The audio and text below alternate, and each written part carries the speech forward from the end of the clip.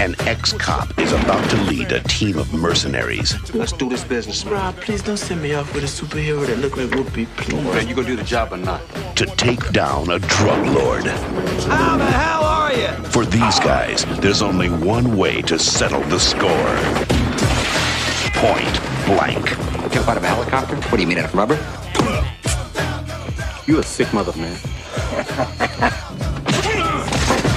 Leads to high cholesterol if you don't let it out.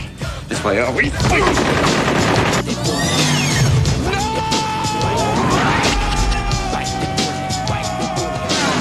Mario Van Peebles. Christopher Lambert. Dennis Leary. Kadeem Harrison. Big Daddy Kane. Rakim. Eric B.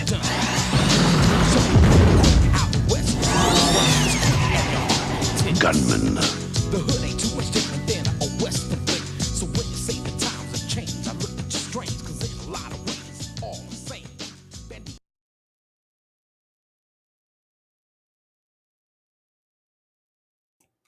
Welcome, everybody, to Bad Takes, Episode 3. I'm Joe Payne, Political Payne, your co-host, with J. Andrew World, co-host as well. I would call you maybe the creator of the show, Andy. How you doing today, buddy?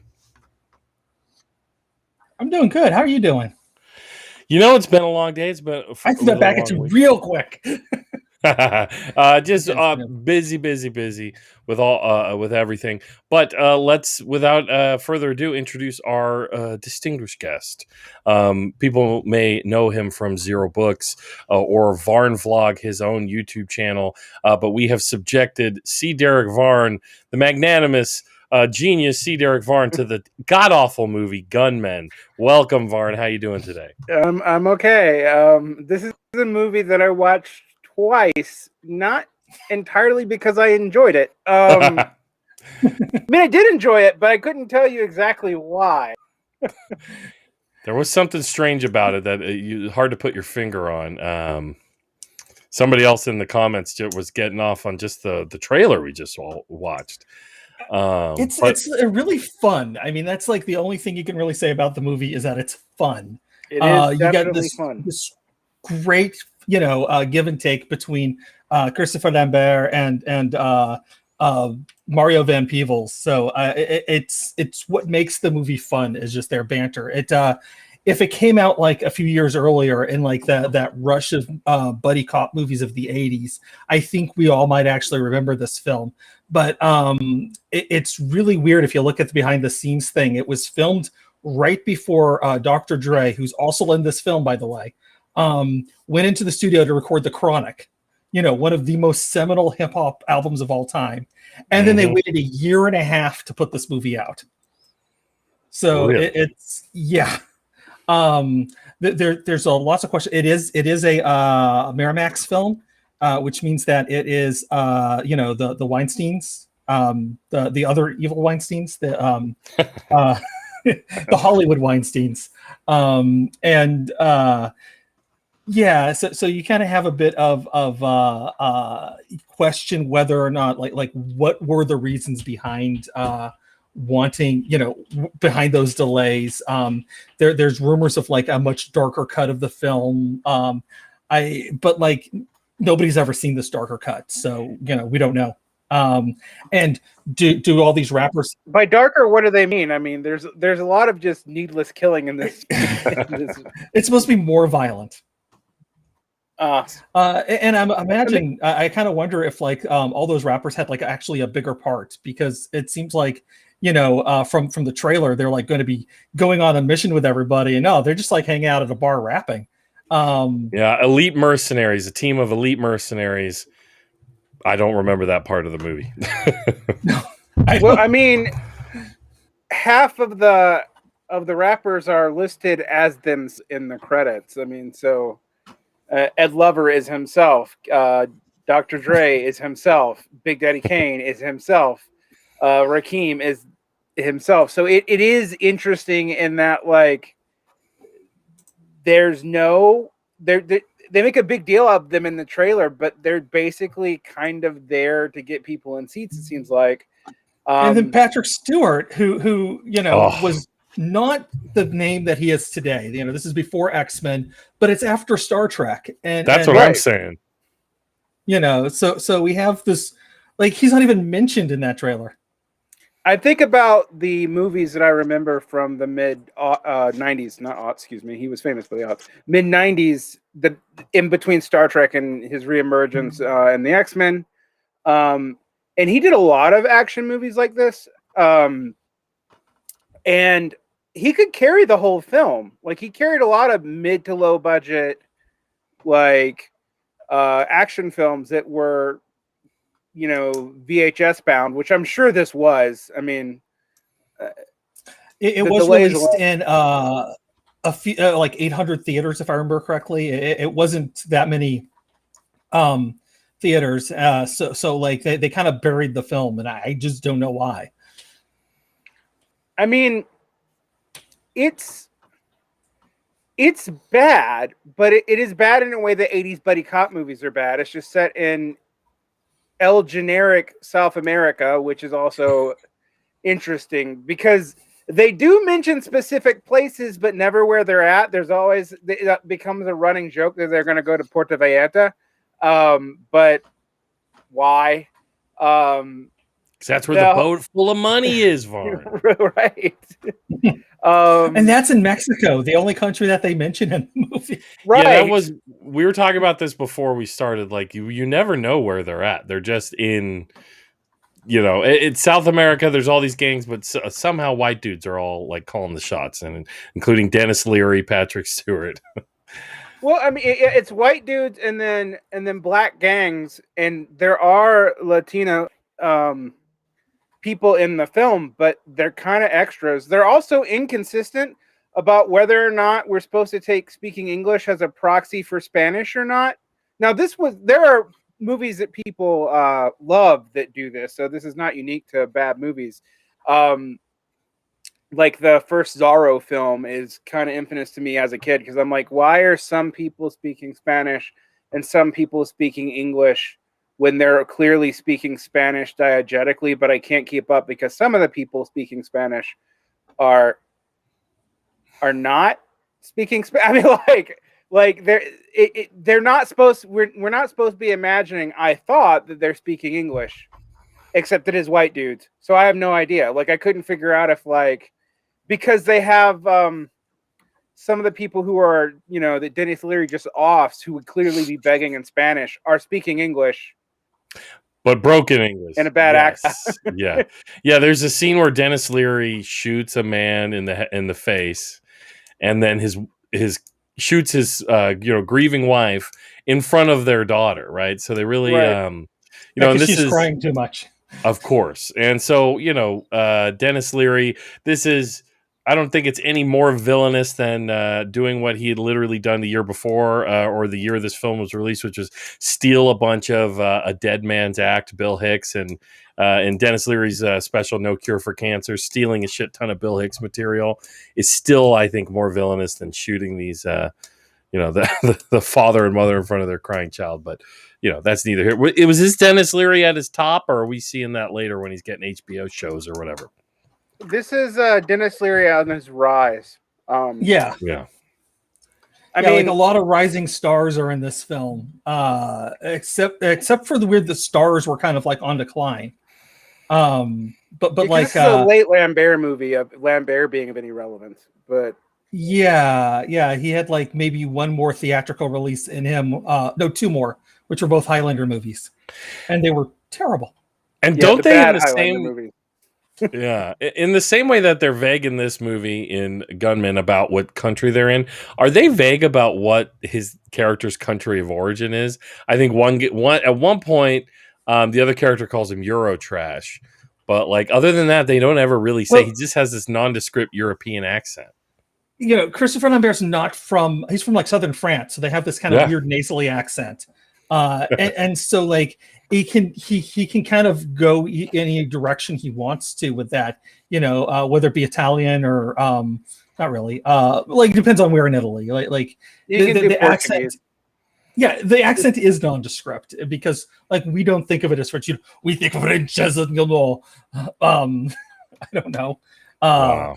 croissant. You know? I mean, what I would say about Lambert is that infamously, when he began working on Highlander 1, he didn't really speak English yet, and he learned English as he acted. He clearly is fully articulate and understands what he's saying here. And if you go back and watch his performance in Highlander, it's actually obvious that he does, but he never he never could do the complete drop of whatever accent he has. And it's kind of a shame because he's actually kind of, I mean, he's not an amazing actor, but he's a decent actor. And he seems to know what kind of movie he's in here. In fact, there's this weird disconnect between him and Mario Van Peebles, who are clearly just having fun and hamming it up, and then Denis Leary, who is actually acting, and no one else in this movie is. Like, everybody else seems to know exactly what they're doing, which is like, we're chewing scenery like crazy, and like, Denis Leary is actually acting, and it stands out really weird. Like, it doesn't help Denis Leary in this one. Because it's like, no, everybody, like, Patrick Stewart can act. He's choosing not to because he knows what he's doing.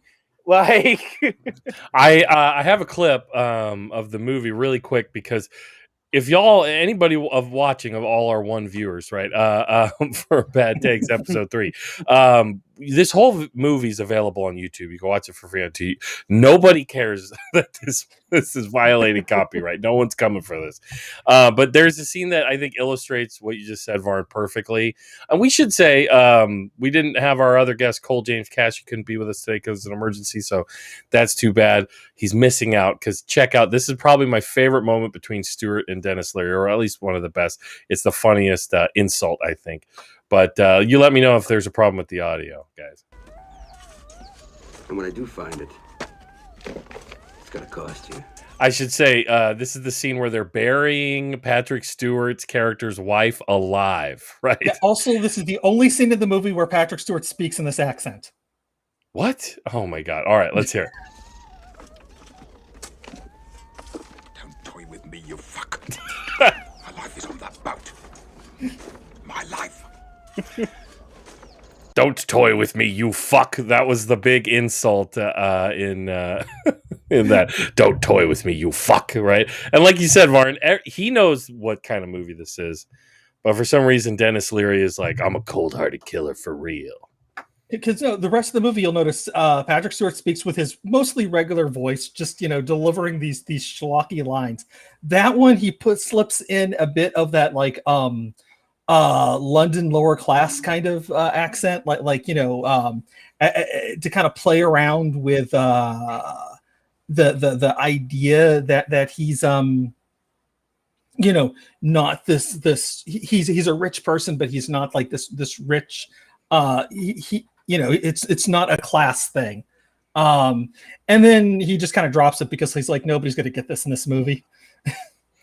yeah, you get the feeling in the beginning he's kind of sort of acting, and there's this rich implied story that we get none of about, like, why he's burying his wife alive, what his relationship is with his men, who Denis Leary is able to really easily convince to bury him alive. Totally. It wasn't even clear that he's in a wheelchair to me till much later, when a guy like picks him up and lifts him into another place. You're like, oh, he's one of those like type of Bond villains. Like, I didn't know. I like they didn't make that clear until like halfway through the movie. And even then, Patrick Stewart only makes it to like an hour in, like, and then there's still a half hour left of the film. Spoiler still alert, a bigger everyone. part than Eric B or Dr. Dre. No, yeah, Dr. Dre. It does feel like there must have been at least like a half an hour of this movie on the cutting room floor, because this was an era of like the 90-minute action flick, and after late 90s and aughts, and now action movie, comic book movie bloat, I appreciate the 90 action flick, but it just feels like there's tons of context just not there, like, because there's almost as much time with the sex scene. The sex scene in the when Dennis Leary finds Christopher Lambert the first time, and the sex scene is clearly a joke. Like it is like It's a gag. every gag you remember from a Skinamax 90s that you watched scrambled as a kid. And you know, I guess that's a very specific generational thing. But it was that plus deliberate overacting with Christopher Lambert looking. I mean, watch this. I was like, I wonder what I could say intelligently about the production of South America and Central America in the early 90s. And I kind of came away with, I can't say anything. Like, it's not useful for that. It is just a buddy cop movie that seems to be making fun of itself set in the jungle somewhere. Yeah, it's a little smarter than it needs to be. But you're right, because I think that cut I mentioned, it was supposed to be over 2 hours. The darker cut probably does explain a lot of these things that we're questioning. But it is definitely a it's like I said, yeah, it's smarter than it needs to be, but it doesn't need to be that smart. And somehow it found a way to be clever and still be a fun movie that's not that good. Speaking to cutting, again, it's the Weinsteins, and they were notorious for cutting down films. So yeah, every single movie that was made from Miramax, Dimension, whatever, there's probably a better cut out there. We just never seen it. Yeah, I was surprised by the amount of bits. Like what you're talking about, the sex scene is a bit.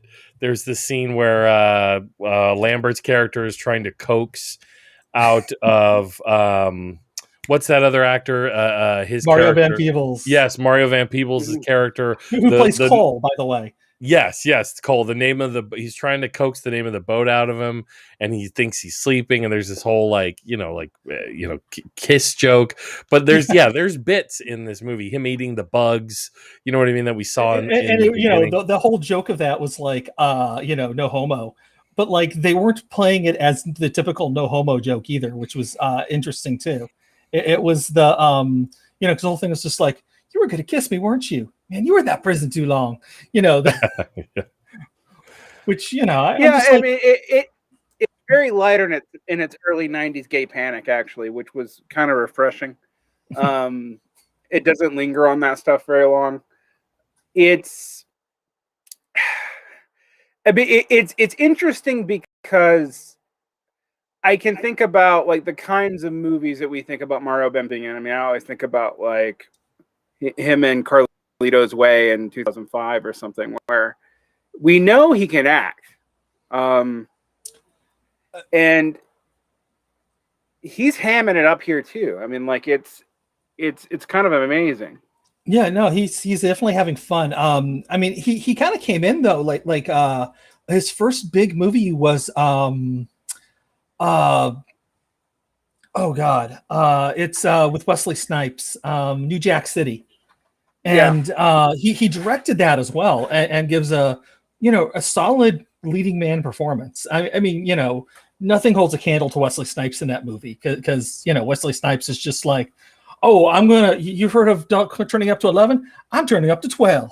And then, does the movie. And so, here's poor Mario Van Peebles, having to compete with that, doing a fine job as leading man, also directing. But, you don't get the sense of him as an actor until much later, because I mean he did do a bunch of schlocky films too in the 90s, because there was Highlander 3, for example. I was about to Highlander 3. He was he was actually cast because of this movie. Christopher Lambert said, we had fun working together. Let's and they couldn't figure out who was going to play the villain. He's like, let's call up Mario, see if he's busy. And he was fantastic. But I mean, remember Solo? You don't remember Solo? Me neither. No, I don't. Mario Van Peebles got ripped and decided to play a superhero in the 90s. It's a forgettable film. But it's the thing is it's you see him kind of growing. So then when you get to the aughts, you have one of my personal favorite movies of his, Badass, with like 14 A's and 72 S's, where he actually tells it's a biopic of his own father, Melvin Van Peebles. And it's a pretty honest one because him and Melvin didn't get along whenever he was a kid. But it is also, it's like it praises Melvin and the great stuff, stuff that he did, but it also like showed us his warts, how flawed he was. And I think it's a solid movie because it was done with love. And I mean, who better than having his son come in and direct and star in this in that film. But so Mario's got some good stuff under his belt. To get back to Highlander 3, and I was actually thinking about the movie in contrast to this one, because there was this trend in the 90s that we had to justify our buddy cop movies with like an after school special kind of morality. And this is the infamous thing about Highlander 3, where Highlander's living forever, but they've ruined the environment and there's some weird dome blacking out the sun, which is two. Actually, that's 2. Yeah, that's 2. No, 3's the one where they basically remake the first one, except yep, you're right. There were like 3 immortals stuck in a cave, and they just got out, and one of them is Mario Van Peebles. Yeah. So that's the one that's the sorcerer one, or the final dimension. Yeah, Mako is basically replacing Sean Connery in it, which is a kind of an upgrade. But there was always this pretense in a lot of these movies that they had a point, and this movie seems to flirt with that when it's the way it's portraying the drug war, but then seems to immediately know that whatever it's saying is ridiculous and then immediately back away from it.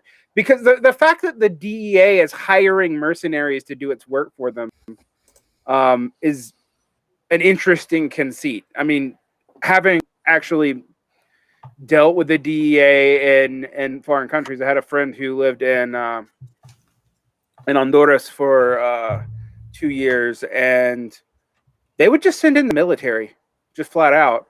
So the idea that they would even be like messing around with mercenaries as cover is interesting and almost says something, but I can't figure out what it's saying. Like I get the feeling like this movie wants to be a bunch of different things, and it ends up being a bunch of bits because of that. And it is fun. And I agree with you. It's actually really clever. But I don't know what it's saying anything about. I mean, and I went and looked up the director, right? And I know him mostly from directing TV. So a lot of pulp TV drama. Yeah, I mean, different. I'm trying to think like FBI Files and just random things. But so expound upon that a little bit. I mean, that's another thing. The agency, the DEA, isn't clear. They don't make that clear either what agency it is. And then Mario Van Peebles' character is like, he's a part of it, but is he really? They ask him, "Are you a cop?" And he's like, "No, not anymore." Or is he undercover? Like, what's the whole? But then the twist at the end, spoiler alert, everybody, seems like he was working for Patrick Stewart's character all along or something. That one nerdy white guy, who's, I can't remember what the actor was who played him throughout the whole thing, and then, confronts him and he kicks him off the hotel balcony, right? Yeah, I mean, and so that's interesting. Like, unnamed government agency hires people who are also with unnamed cartel dealer, which almost says something. An unnamed South American country, which almost says something, because I think about, for example, the Zeta Sinaloa cartel war, which I know a hell of a lot about because I lived through part of it in Torreon. But that the Zetas were an accidental American creation of the Institute for the Western Hemisphere, formerly known as School of the Americas, to train a counter cartel force to specially work for the elite part of the Federalists in Mexico. They they turncoat and become a cartel themselves, but use the insurgency techniques they learned at the School of the Americas to terrorize the population, which freaks the U.S. out, and the U.S. actually indirectly aids Chapo Guzman, the head of the Sinaloa cartel, because they act more like the mob and are more stable. But then there's all these twists and turns about how Chapo gets out. I mean, at one point when he's arrested in Mexico, they place him in a high security prison, and that high security prison has a tunnel with electric lighting and a motorcycle waiting for him to leave in it. That's real. I'm not making that up. And and so it's just like that element of this movie almost says something about, you know, American drug relations, but it doesn't go there. You do get the feeling that the darker cut actually would try to deal with the things that they're skirting, and they keep skirting it. Yeah.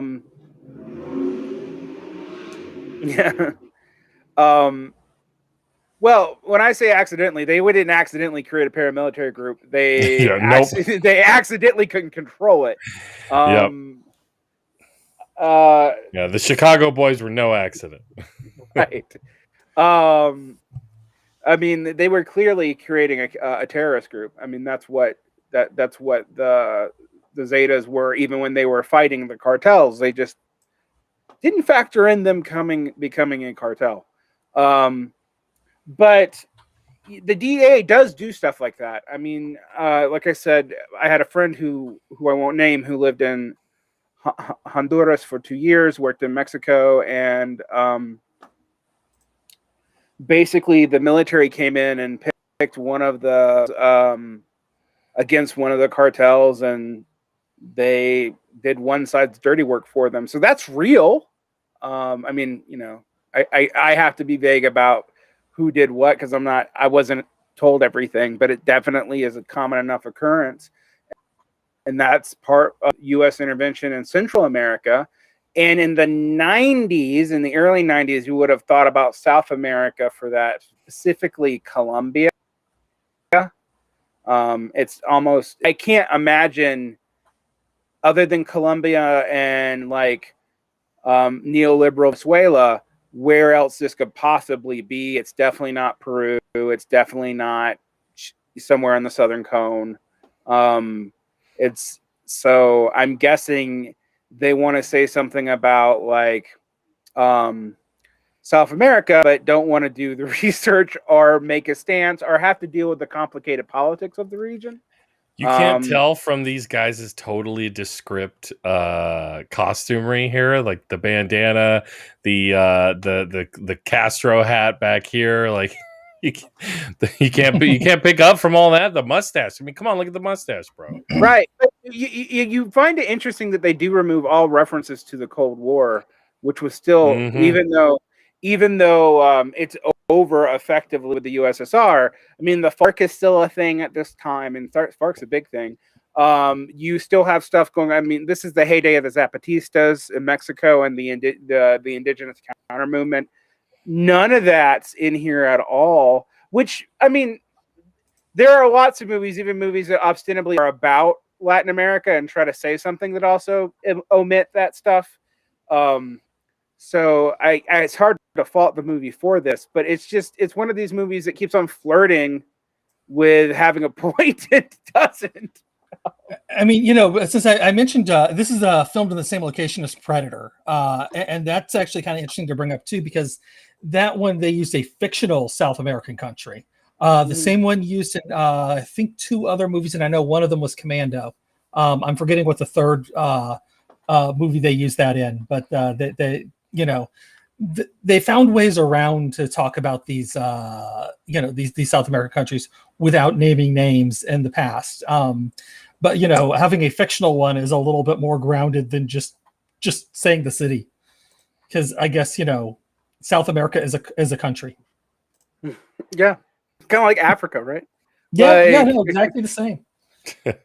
Of course, this is you know, the totally descript scenery South America for Predator. But yeah, so they just made they at least had the class to make up a country um, for Predator. You're saying, Andy?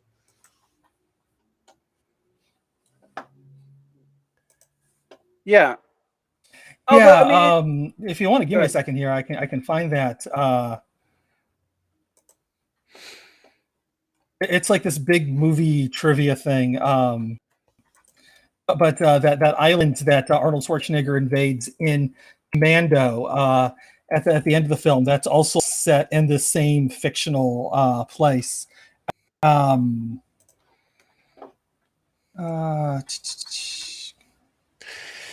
Is this going to be like the point Varn just made? This is probably going to be the point we are going to hear a lot in bad takes. Is this movie doesn't seems like it's trying to approach a point, but never does. I find that with so many action movies that have some kind of location shooting, or they take place in a foreign country, is it's just very caricatured stuff. You know what I mean? And it's not anything of substance. And I mean, is it just we're barking up the wrong tree here? This is Gunmen, right? Well, I mean, I think that's probably true, and it's also a time period where we're kind of hopeful about who the enemy's going to be. And so you can't make the enemy generic Middle Easterners like you do in the late 90s. You can't make Russians like you do in the 80s, or again in the late aughts for whatever reason, because we like to pretend the Cold War is still happening. You can't make them Asian or Chinese, because why would they be? And also, we're normalizing relations with China during this time period. So there's like a bunch of geopolitical reasons where a filmmaker is going to try to be as generic as possible about where they're going to go. There's a lot of mean forehead in both this panel and in this movie. It hurts because it's true. Oh, here he is, Dennis Leary. I warned I wouldn't hold back on him. I mean, what does this say about his instincts that, like you said, Varn, he was the only one really taking this movie seriously, the comedian. This is a thing you'll see directors do, though. I've seen this before, where you make a comedian or comedic actor the villain, so it's almost like they kind of do it over the top. I mean, I just hate Dennis Leary, I guess, is all. These are my politics. Well, I hate Dennis Leary. I mean, to be fair to Dennis Leary, who I also hate for his blatant ripoff of Bill Hicks. Thank you. I would add to that, however, that he can act. You don't see it so much here. I mean, he's trying to here and doesn't seem to get the cues. But if you see like his stuff on FX when he was playing, I forgot the show about the fireman. Rescue Me. Yeah. Rescue Me. He's good in that. I mean, as far as it goes, I actually tend to think he's a better actor than he is a comic, which doesn't say that much. But well, his performance of Bill Hicks was great. Exactly. But he's really good at Rescue Me, and I do see hints of him being an actor here. But I think you're right. Like, he's not in on the joke for some reason. Yeah. And it does really stand out. Like. Yep, and especially that one scene, like, it was weird to have all these bits in this movie, you know what I mean, like the comedy bits, and then shooting a dude like right through the eyes in front of his little daughter, and then there's like a scene later where the little girl. Okay, so here's something I wanted your take on, Varn. So Dennis Leary shoots this guy through the face, then the guy's grieving wife, and then so this little girl stares at him, and then what's his name? Lambert's character finds out that he is that his brother is dead, and so while he's making his beachside grave for his brother, he sees this little girl has also made beachside graves of both of her parents. And then there's this scene where like he connects with her. It's super depressing, but then he like whistles for her, like, come here, kid, like, and then just like takes her away and takes her, I guess, off to a nunnery. He goes Shakespearean on her. But like, what's your take with that, of spending some time down there or being familiar with what kind of how people view the Catholic Church down there and something like that. I mean, what was your take on that whole thing? About 80% of the population in Latin America is Catholic, and there are still nunneries and whatnot. However, the Catholic Church has been declining in popularity, and actually kind of as it's been rising in popularity in the Anglo-speaking North. One thing that started actually in the 90s, it doesn't come up in any movie that I saw from the time period, was that evangelical Christians came in and did their normal bait and switch that they also did in like South Korea, which is they come in siding with working class and progressive forces early on. This was definitely true with Pentecostals in Latin America, and actually Pentecostals in the United States. The Azusa Street Church was of color and not racialized at a time when almost everything else in America still was. But they quickly become a kind of counter-force conservatism in the area. And that began in the 90s. So you have all these politicians who have evangelical sympathies who often are fighting culture wars with other conservatives, but they're Catholic. Because the Catholic Church is largely seen as a bastion of power. I mean, one thing that depending on where in South America or Central America you are, there are the Crasero Wars, right? Where during the wars of independence in the world and like the attempts at revolution in Mexico, there was an enforced secularization, and the bourgeois basically tried to protect the church while working class people were hanging priests left and right from lampposts. And because they were associated with both colonial rule and with corrupt governments, and that the Inquisition had played, and this is something I've talked to people on my show about, the Inquisition has played a large formative role in Latin America. It was one of the only institutions during the conquistador period that was centralized and stabilized. Everything else was like hidalgos, which are like second sons running around establishing petty fiefdoms pretty pathetically and not centralizing much work. So much of the infrastructure is actually built around the Dominicans and the Inquisition. So there's a lot of bad blood. But if you had somebody who was orphaned like that, you probably wouldn't take them to a nunnery, but you probably would be dealing with a Catholic charity in some variety, or as opposed to a state-run orphanage, because the state-run orphanage is going to be more broke. So, I mean, that's all I would say about that. I mean, that's a long historical tangent about very little, but I'm trying to reach here. But yeah, well, I was just hoping for the character's sake that he didn't just drop her off to be beaten to death and buried in a shallow grave in the backyard. No, but she might be worked to death. I mean, that the stuff that came out of Ireland has come out of Latin America over and over and over again, and to the point that we don't even really talk about it anymore. Another thing that's similar is the role that the Catholic Church played in suppressing and the indigenous in Latin America. I mean, it was a huge part of the non-Anglo forms of settler colonialism. There's no ways around that. We don't talk about it much in America because we're obsessed with our forms of settler colonialism. But then rightly so. But I mean, it is interesting when you hear people like not realize that, like, yeah, that was also how the Mexican and the Latin American states were initially established too. That's why colorism is a thing. That's why there's all this. Peru. Yeah. During the Peru uprising, there was the anti. I just blanked on.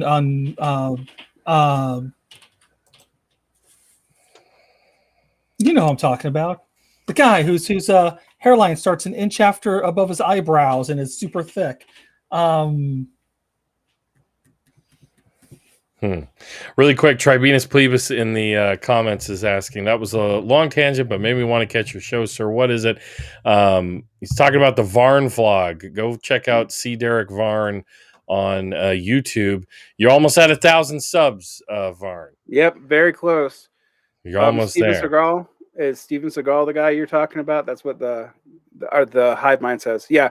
Varn blogs where you find me. You can also find me over at Zero Books twice a week, but I won't be talking about foreign policy there. I just do theory stuff and logic education. But Bolivia. I was thinking of Bolivia, and Bolivia, I said Peru okay. because I've had Peru on the mind lately. So yes, no, the Bolivian coup that happened a few years ago with Evo Morales. Evo Morales. Evo, yes. Whose hairline starts an inch above his eyebrows and is super thick. It is amazing, his hairline. It's incredible. It's a thing of beauty, and we must love it. Now, but there was a lot of anti-indigenous with that uprising, and when they kicked him out of his house, that woman went in there, who ended up becoming the interim president. Placed a Bible in his house and said, "Finally, Jesus has returned to the presidency of Bolivia." Well, separation of church and state in Latin America is also a little bit thinner than it is in the Anglo North. Technically, it's pretty thin in Canada too. Hence why there's been torching of Catholic churches lately, because of their role. Yeah, that shit. I never thought I'd see something like that. At least, I don't know. Maybe I'm not paying close enough attention, but that's pretty crazy shit. Torching Catholic churches. Well, I mean, when you run the schools that have mass graves inside of them, because I grew up very brief. I mean, I'm not Canadian.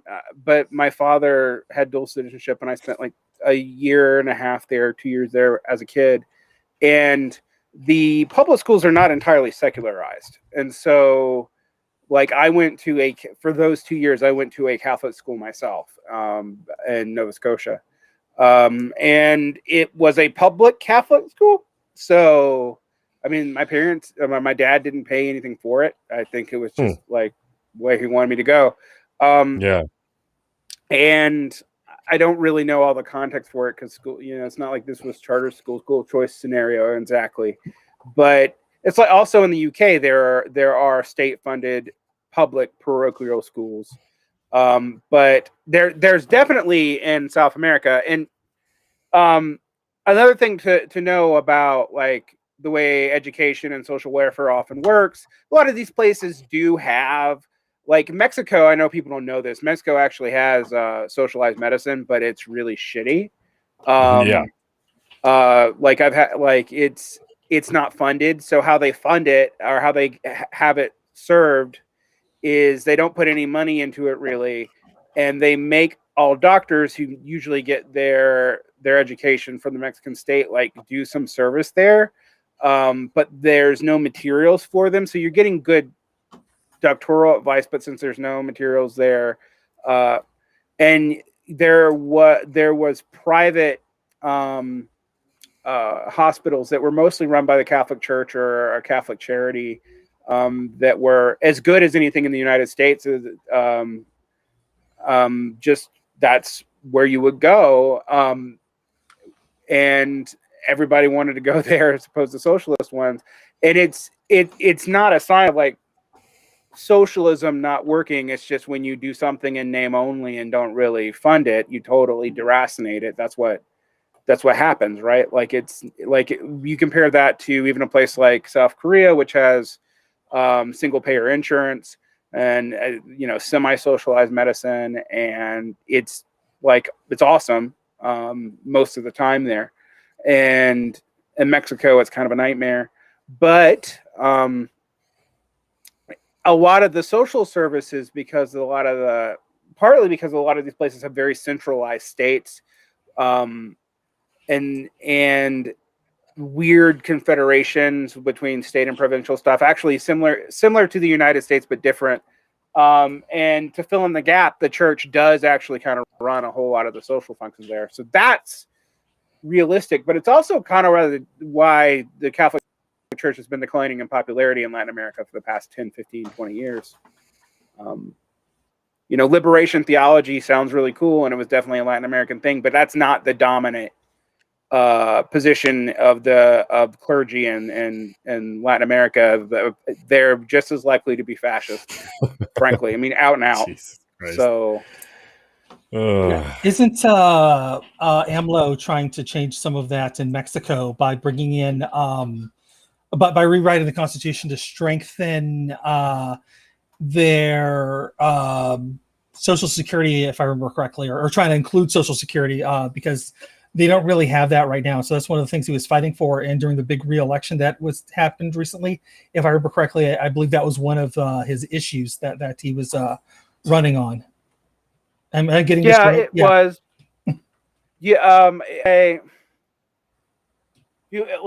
I will say there's an AMLO that ran, and there's an AMLO that actually runs the country. The AMLO that actually runs the country is actually neoliberalizing too, even though he didn't run on that. Yeah, I know the challenge is that he doesn't want to deal with the World Bank, so he has to make other. He doesn't need massive opposition from the PAN, the Party Action National, in maintaining a coalition against the PRI, the Party of the Institutional Revolution. So he actually does have to have sort of a left-right flank against a ostensibly, I mean, the PRI is technically a socialist party, but they haven't been socialist in probably 50, 60 years.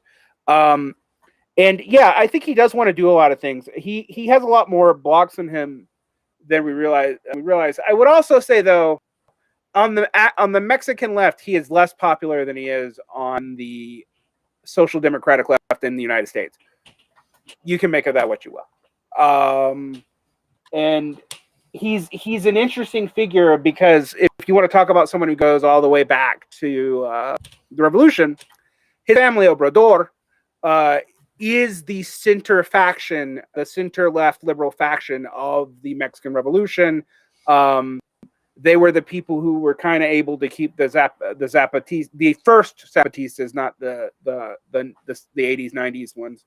The Zapatistas and the Pancho Villaites of the North in coalition with one another.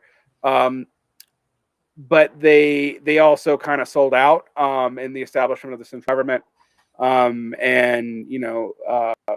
Zapata and Villa are both dead within a few years of that. So he comes from that line. So he has, like someone like say Justin Trudeau, he has center left cred.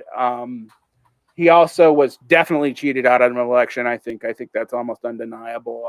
The PRI were much more willing to let the PAN, which is a right wing party, come to power, and that party actually prosecuted the drug war under Calderon and Vicente Fox. And I know we all like Vicente Fox because he said mean things in English of Donald Trump, but he was a right-wing president of Mexico, and he was presiding over things that got really, really nasty when the cartel wars really moved from South America into Mexico. And I mean, on one hand, I'm hesitant to talk too much about this because there's a lot of people think Mexico's super dangerous, and for the most part, it's actually not. Particularly, frankly, if you're white, or It just also American. depends on where you're at too. Yeah. You just got to be smart about these things. Like, there's some beautiful places, and unfortunately, like Reynosa is not, is a gorgeous city, but it isn't safe. No, yeah. So Acapulco is not safe, no matter who you are either. What's your take on the violence around the recent elections, Varn? In Mexico? Yeah. There were a number of murders of candidates, and my wife's grandmother was actually talking about last time we went and visited LA. She's born in Mexico, so I think what you're seeing is a resurgent right in Mexico, because the PRI, the PAN, and it also looks like AMLO's faction are all kind of failing. Mm-hmm. And that's, in one sense, this is why we should be, an American left should be somewhat supportive of AMLO, even if he's a suboptimal candidate, because he needs to succeed for there not to be further right-wing movement. One of the things I always tell people, like, I've traveled around the world, like, it's kind of what I used to do. I'm a working class person. I'm a teacher. you might say I'm a PMC or something, but if you believe in such nonsense. I'm a teacher, and I was lucky in that I figured out a way to con other people into paying me to travel all over the world, because I sure as hell couldn't afford to do it myself. It's been interesting. When I was in Mexico, I met a lot of real leftists on the streets in ways that I generally didn't in America until the last 5 or 6 years.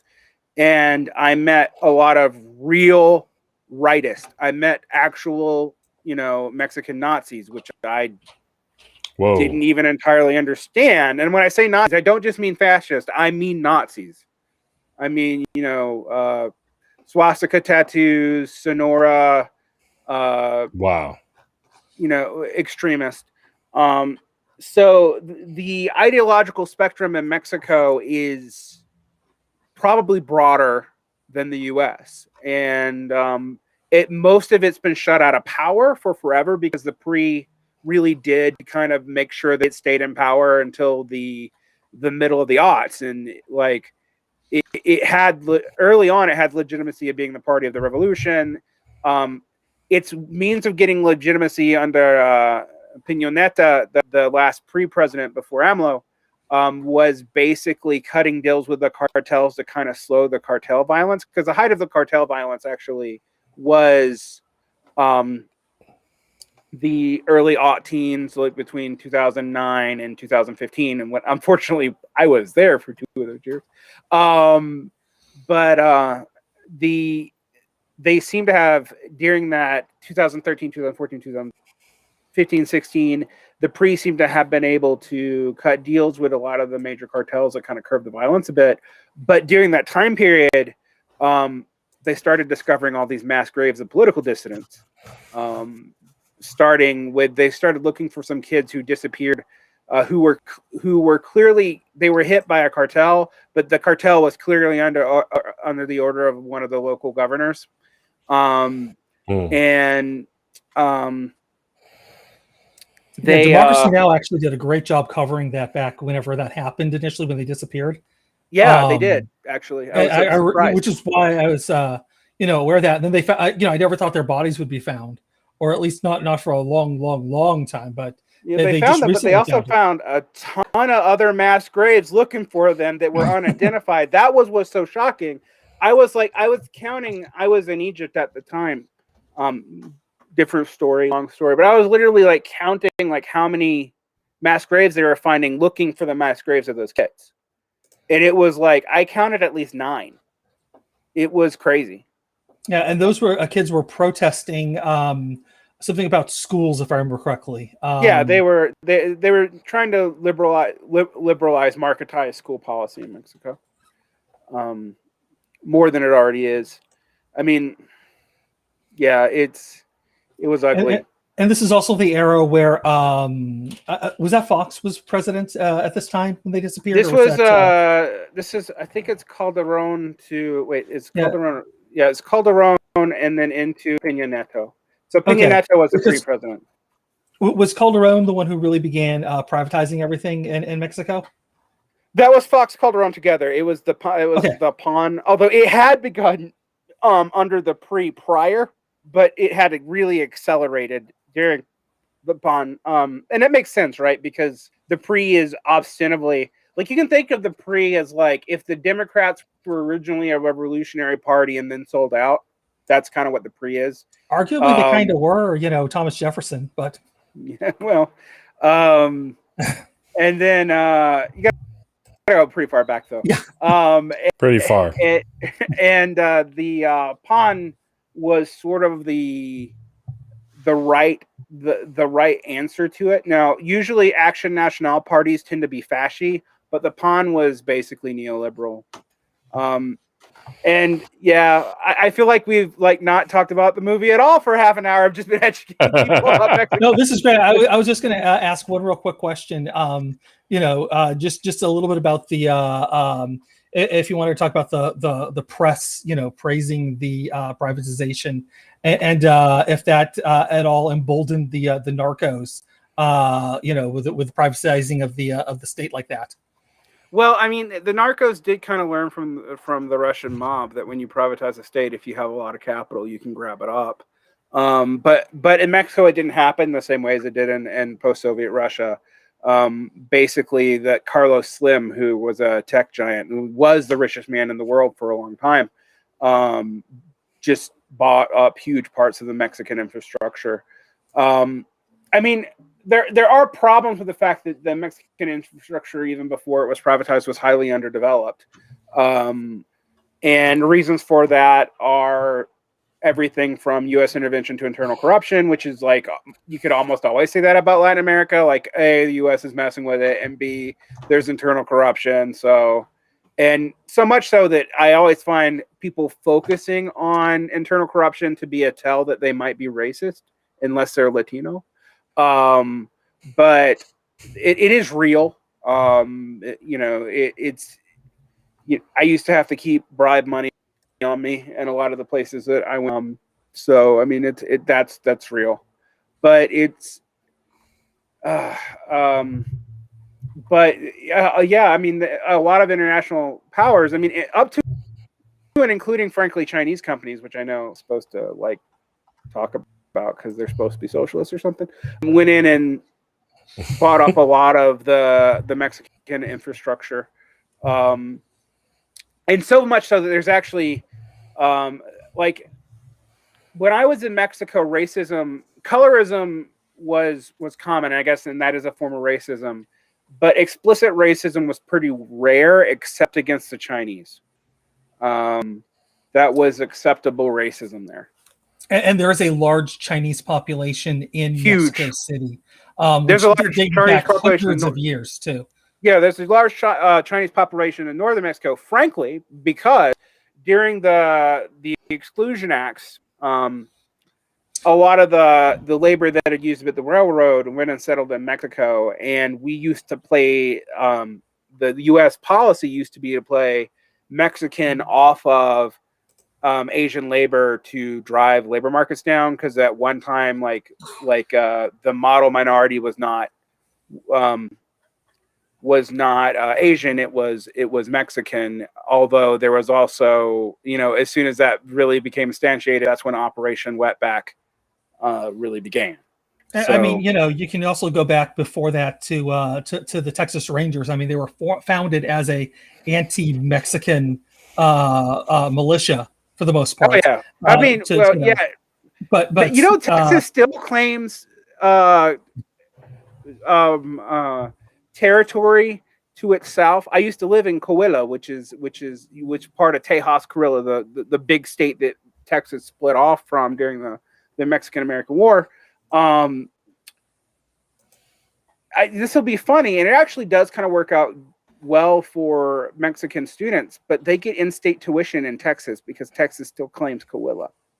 Nice. Not the United States. We don't make that mistake, but Texas does. So Texas is special. It's my home state, so much love there. But yeah, the Rangers were kind of the prototype for like the Border Patrol. And hey, Varn, really quick, for anybody who doesn't know, because I'm also streaming this simultaneously to my channel, what was Operation Wetback?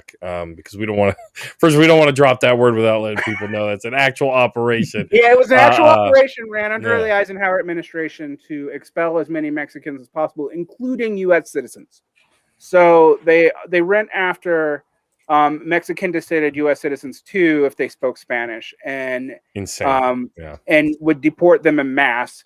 Often because they didn't have documents. Because before the 30s, no one had documents. For example, I knew there was an old black woman who lived up the street from me when I was a kid, who had no birth papers and could not get them because they weren't given out to black people. In the 30s, and during the state administration of Social Security. So well into the 80s, she was still struggling with a Social Security card and something akin to a birth record, which really actually does matter. And that was also true for a lot of these I mean, that was true for a lot of these Latino Mexican Americans. And it really was the case that the border moved across them, and they had been there for 200 years. And during the 50s, to kind of push back on all this immigrant labor that had been allowed in the 30s and 40s, particularly from Mexico in specific, they instituted Operation Wetback. It was really, really nasty. And they didn't just go after, quote, illegal immigrants. They went after anyone of Mexican descent, basically. And the big cities that they did this in was not just the southwest where we think it would take place, but there was a big operation out of Chicago, which is kind of important to not gloss over. But you don't think of Chicago as being one of those big places you want to you're going to see mass deportations. And just shout out if you want to know more about Operation Wetback and this part of our history. I highly recommend the book, The Deportation Machine, by Goodman, Adam Goodwin. I second that endorsement. I totally should check that out. Yeah, he's a wonderful guy. Follow him on social media. He's not doing. I invited him to come on the show, by the way, but he's not doing. He's not doing shows right now, so because he's working on another book. So I'm looking forward to that because if you're interested in the settler-colonial up through modern relations of Latin America, I'd read Eduardo Goleño, not just the open veins of Latin America, but his entire history of Central America.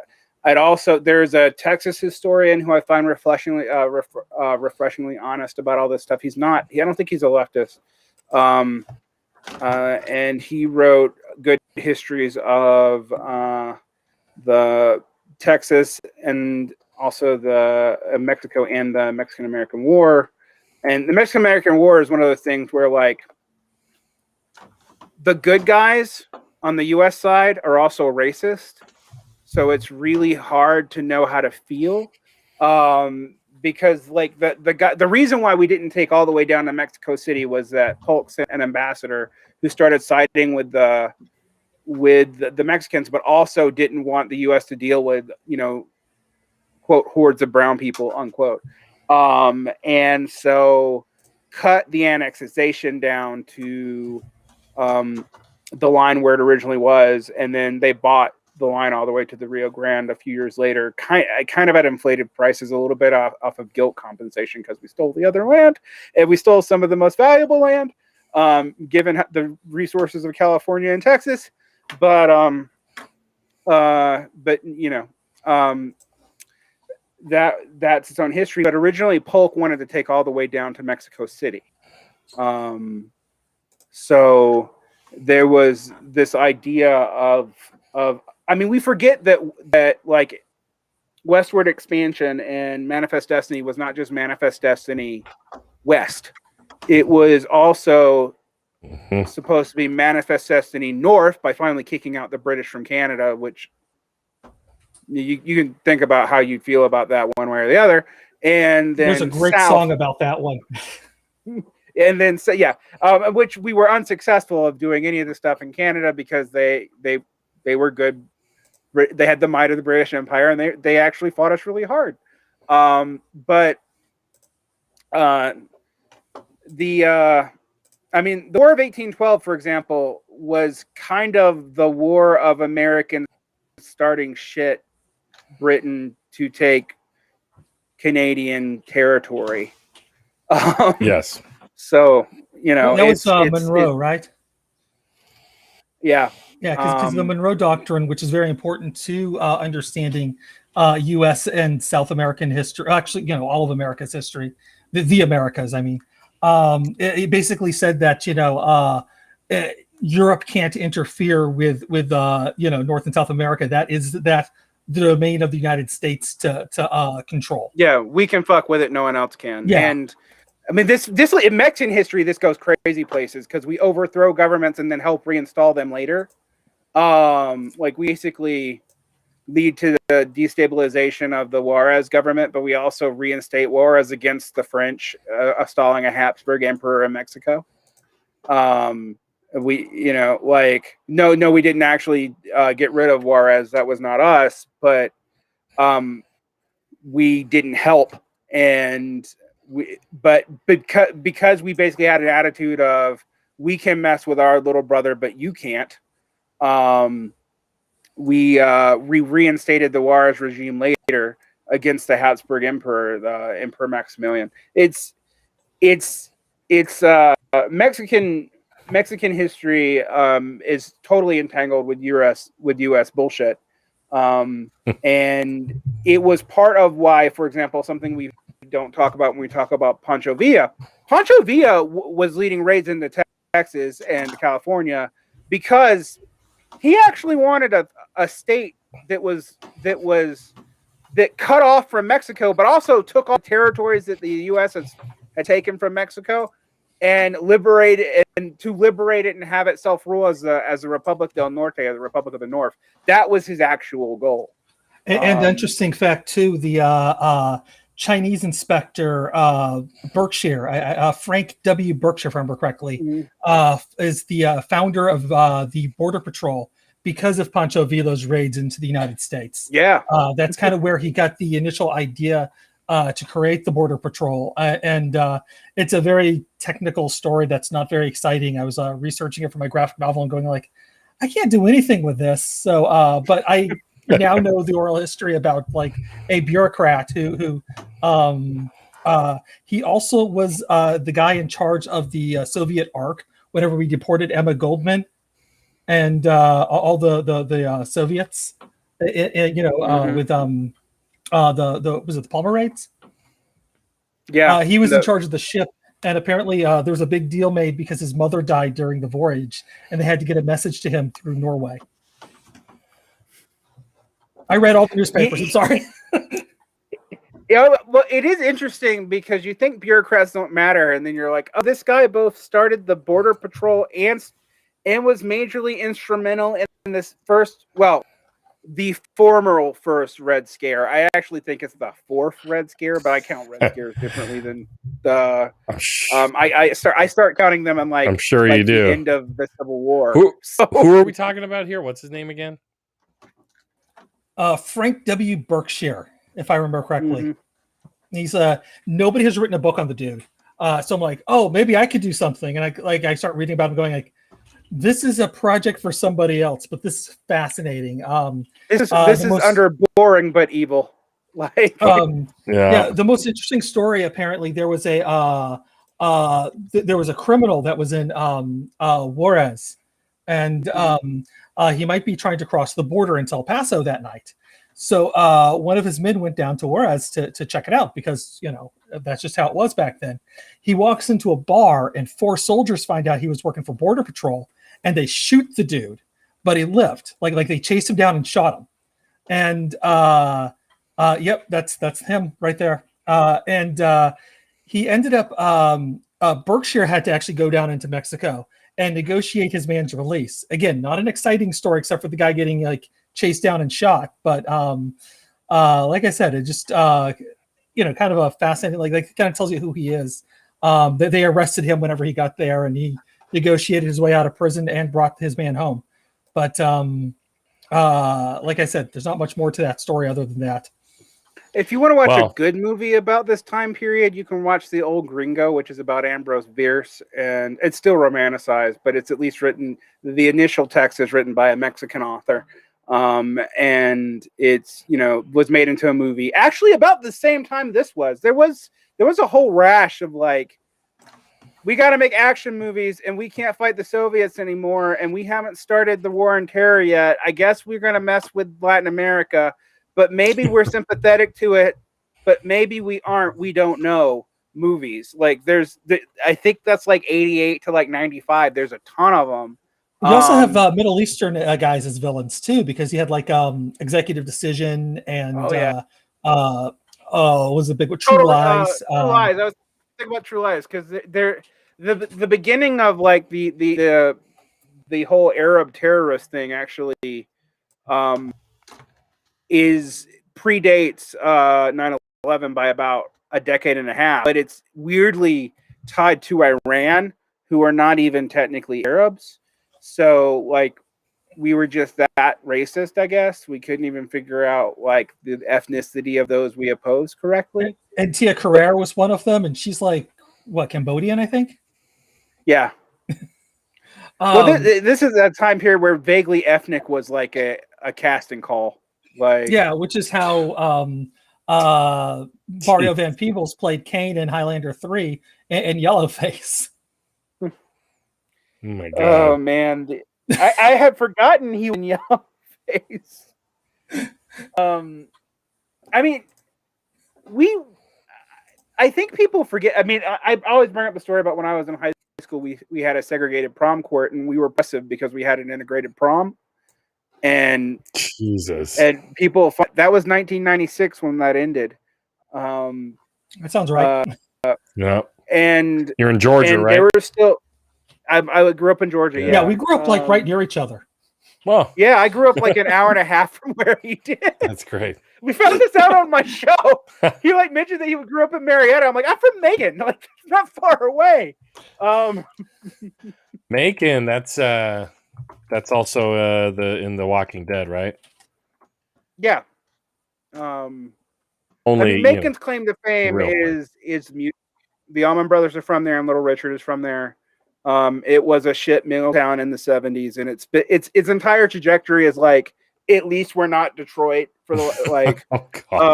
It's basically been like hemorrhaging people for the last 2 decades. It's similar to Detroit. It's largely ignored because it's majority black. And unlike Atlanta, it doesn't have a significant black middle class. So I mean, you can tell when a southern city has a black middle class versus a southern city where let's say traditional 20th century relations maintain, even though the population is like only 20% white or something. It's whatever the opposite of gentrification is. That's what happened there. Jesus, yeah. But well, that's because like Powder Springs, where I ended up moving to, was like gentrification too, but it was white people gentrifying other white people.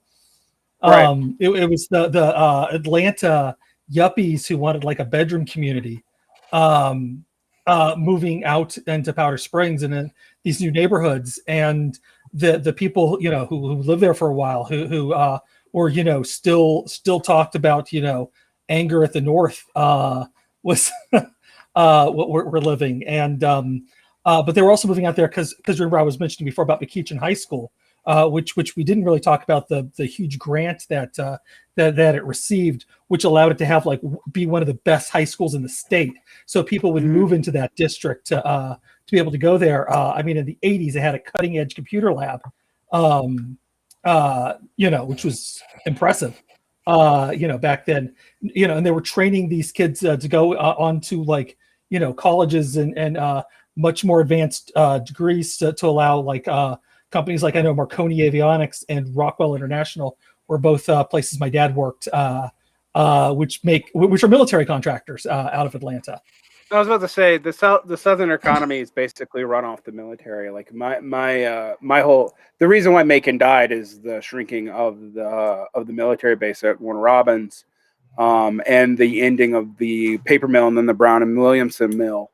In the 90s, after the Brown and Williamson mill was gone, deindustrialization happened there, and military Keynesianism wasn't enough to keep the area together. Which had been the kind of thing keeping it at the margins. It's been Brown and Williamson on one hand, so people smoking themselves to death, and the military on the other. And I mean, it's one of these things where I think a lot of the left in America actually doesn't really understand the conditions of the U.S., how U.S. Not just imperializes other places, but other countries, other regions. We imperialize ourselves.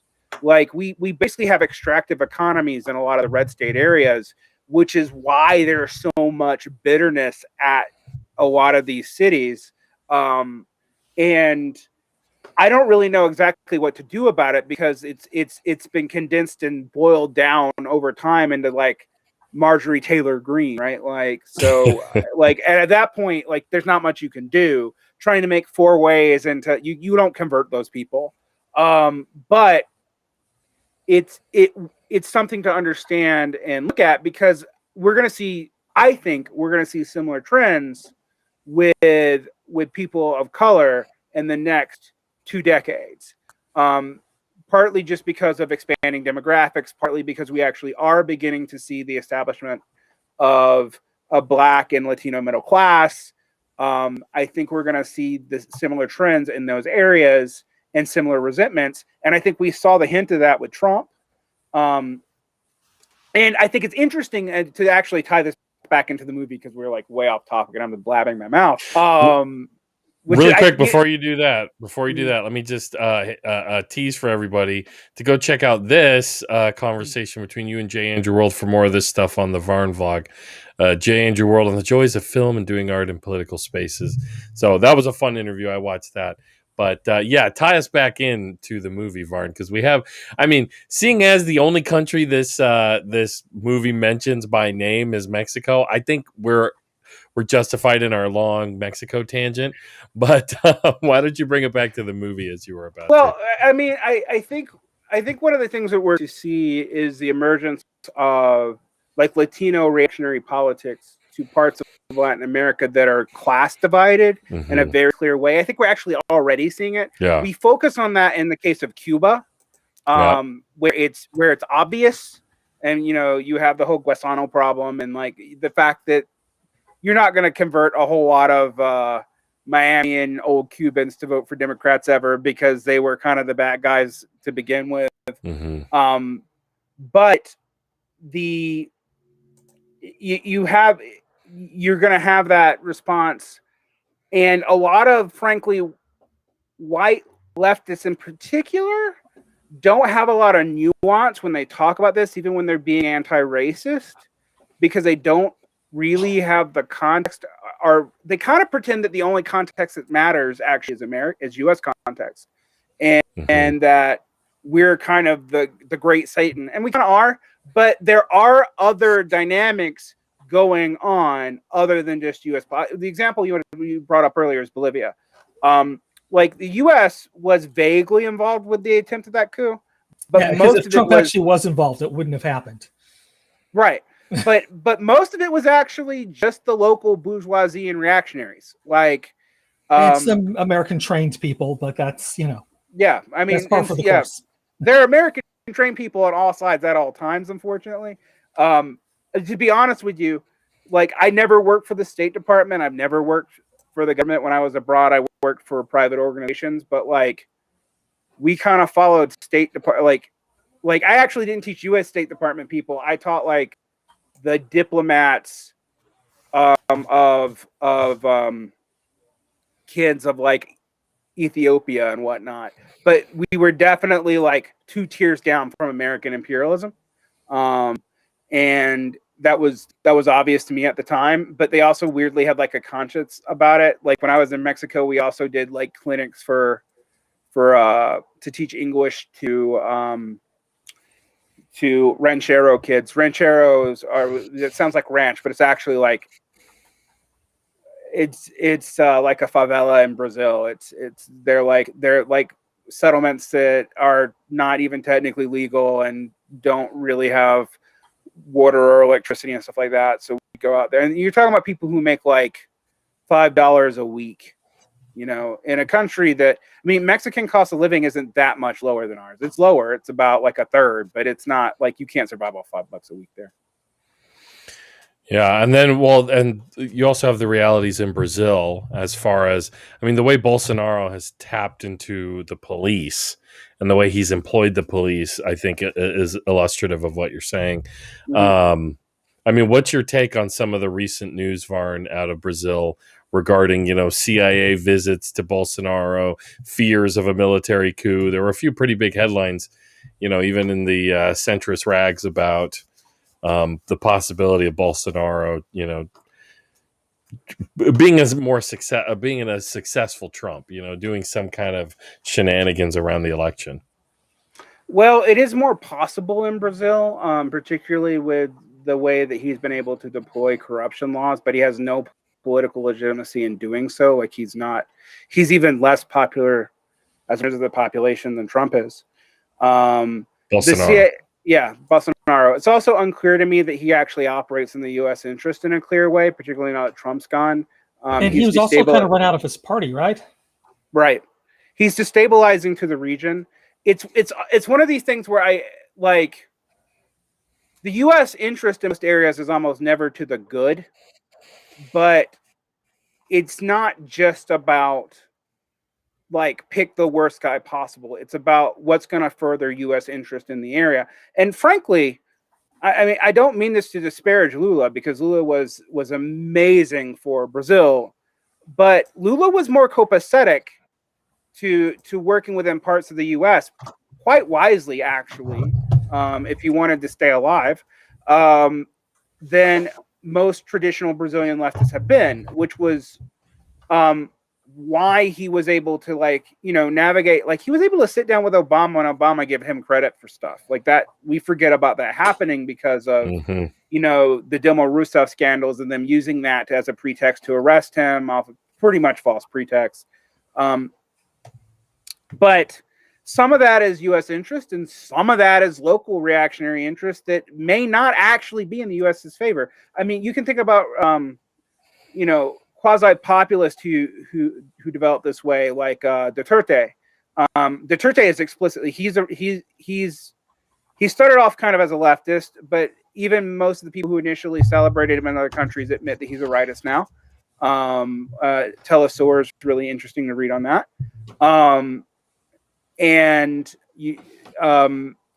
What you've seen with Duterte is Duterte as chummied up with the right end of the CPC or the CCP, depending on whether or not you use the acronym in English or Chinese, and has done pretty well for the Philippines, but that's not been in U.S. interest.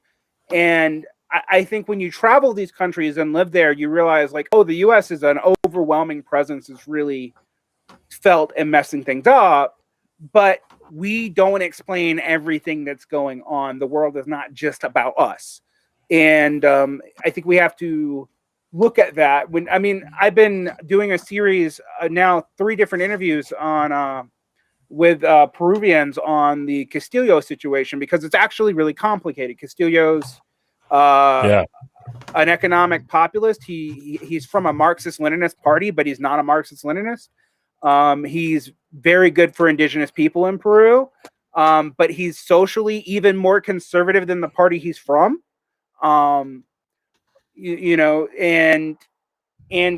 the U.S. narrative about him, NPR has been pushing a racial narrative about how everyone, it's white versus colored, but also Fujimori, the daughter of the former dictator, is not white by Peruvian standards. She's Japanese Peruvian, and she's the daughter of the last dictator. And so they're trying to force like a U.S. based narrative on it that only kind of works because the tensions there are more complicated than white person of color. It's indigenous group versus other indigenous group versus Criollo, which is white versus mestizo. And then I heard people talking about white mestizos, which is kind of a weird contradiction in categories, at least in the way they're trying to frame it in America. So Castillo is very important, but it's hard to understand him in the context of the U.S. or even other Latin American countries left-right distinction. He is very specific to Peru. And I'm going to do another episode on him with my friend Camilo Gomez, because who lives in Peru, lives in Lima, because we're waiting to see who he picks for his cabinet as an actual indication of how he's actually going to rule, because he's made coalitions with both neoliberal people and with the more traditional, what we would think of as the left, the more socially progressive left, and Lima. So he's actually kind of has a weird coalition going on, and we don't. It's really hard to read even if you're in the country until you know that. And the U.S. doesn't play that much of distinction. I know a lot of people thought the U.S. was going to try to Fukumoe, but it's not in the U.S. interest to get involved at all. Like, absolutely not. They don't have enough interest in Peru, and Peru's not a big enough trade partner or anything like that for them to want to weigh in on it one way or the other. Yeah, the only time I imagine the U.S. would actually weigh into Peru would be if he tried to like nationalize Coca-Cola or kick out an American company. If they tried to nationalize an American asset, that we would care. I mean, I'm just using that as an example. I don't know for exactly what it would be, but it would be something like nationalizing a natural resource or doing something that would affect the bottom line of an American corporation.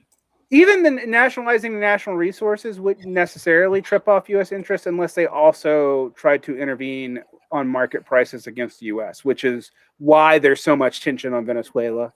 I mean, no matter how you feel about Maduro, my feelings about him are very complicated. The reason why they're interested in Venezuela was oil, but also the entire apparatus in which the Chavismo movement was built on is also oil, which really is a precarious base to try to run a socialist economy on when you're kind of economically dependent on your worst enemy.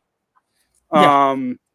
And so embargoes are crushing, and we were finally able to pull off a kind of an embargo with the development of fracking and Canadian tar sands. And also, whenever people think Canada's a good guy, read up on tar sands and what it's enabled us to do in Latin America.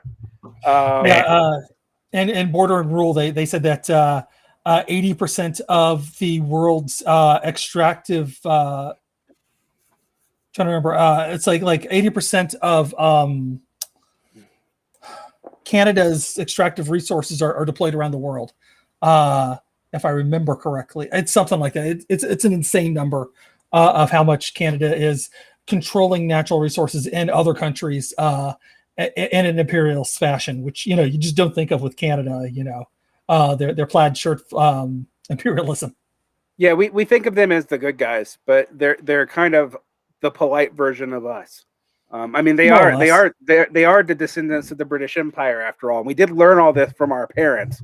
They call it maple. Speaking. Maple washing, right? Learned it from you, Dad. Learned it from watching you. I learned from you, Dad. Yeah, I actually feel whenever I deal with European anti-Americanism, I actually do have this instinctive like, we learned it from you. Like it was like you're just mad that we got good at it. Like there's a lot of that. Anyway, it's funny though, because to go back to the film a little bit. 94. What film? Are we talking about a film? 94, 95, 96 is kind of when the American consciousness of this like becomes, I think the news around Pablo Escobar, the news around the Iran Contras and all that's really set in. And like the average American who hasn't really known about what was going on in Latin America historically, frankly, I mean, I don't think people in the 50s realized why people in Latin America hated us so much. I really don't. I mean, like my parents acted like they were shocked when they discovered about like just Chiquita banana stuff, and I was like, yeah, that's where the word Banana Republic comes from. But anyway, they're like, but it was really bad, and I'm like, man, boomers, you guys need to like pay attention. But it trips me out reading like the Jakarta method and realizing at like the same time, 65, right? The Beatles are putting out whatever Rubber Soul or Revolver, and everybody's freaking out, and the whatever you have years later, the whatever trial of the Chicago 8 and all that shit. But like, the convention in 68 and the uprisings then, but like literally hundreds of thousands of people murdered in Indonesia and exporting that to South America. And just, I mean, it was kind of known it was going on at the time, just not here, I guess. The boomers have their selective memory was like in the moment, it seems to me.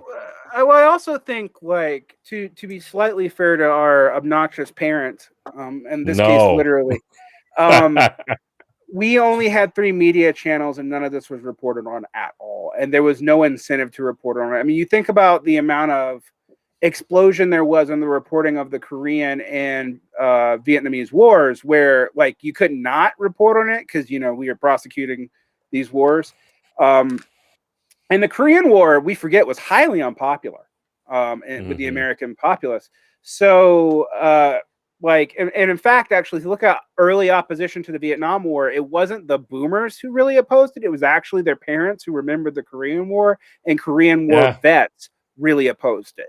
The boomers didn't really start opposing it till about 1967. So they're kind of late, actually. Right around the time for the draft, right? Right, exactly. They started caring when the draft made them care. But it's something to think about, but also like there's no US media reporting on what we're doing in Jakarta for sure. Like we're not idiots. Like and unless someone got basically Soviet agitprop, which was also usually written as obvious agitprop. I mean, that's one of the problems with like high period Soviet stuff is like, even when the Soviets are kind of the good guys in this situation, which they are sometimes, you know, my feelings about the Soviet Union are complicated, but I do kind of think at this point, particularly in the Khrushchev, they were not an awful force in history. But like, if you look at how Khrushchev is like presenting himself to the West, like, and to Americans, and 1 minute it's like, I'm opening up to you, I'm coming here, we can have detente, we can try to work this out, you know, we think we'll win in time, and you'll figure out our way of life is better anyway. And then the other minute, like, he's banging his shoe at the UN, like, you know, and like as a counter propaganda strategy, it probably didn't really work, particularly in the height of the Red Scare, which literally, I think we think the Iron Curtain only went down over Eastern Europe, but it also kind of went down over us. We did not get news from places where there weren't Americans directly, like explicitly directly involved, and American commercial interests were not considered part of that. And on the flip side of the coin, JFK and his State Department was signaling that we can tolerate Sukarno in Indonesia, and but that news didn't get to the CIA for whatever reason. But really quick, to mention other shitty movies, and you were mentioning like the older like the Korean War veteran generation, or the older generation, even back in the 60s. I can't remember. I'll try to remember his name, but this actor plays David Dellinger in that shitty fucking Trial of the Chicago 7 movie. Right? He's a good actor, but that movie, Aaron Sorkin should not be allowed to make anything political. Aaron Sorkin is a bad man. We can all agree on that. But the Trial of the Chicago 7 was god awful. But that was kind of the fun. I think one of the fun aspects of the movie was, you know, seeing like, you know, one of the old, what they called them, doves or whatever back then, like Dellinger, you know, get involved with Borat, you know. I think if you really wanted to bring up a good example of a Korean War vet against the Vietnam War from a good bad movie, Dead Presidents had Keith David as a Korean War vet who also threatens to beat somebody with his wooden leg. So, you know, it's got everything. Dead Presidents. I love that movie. That is a great awful movie. So again, I think the 90s were as awful as Miramax was, and they eventually got into art house cinema, so I guess they tried to redeem themselves.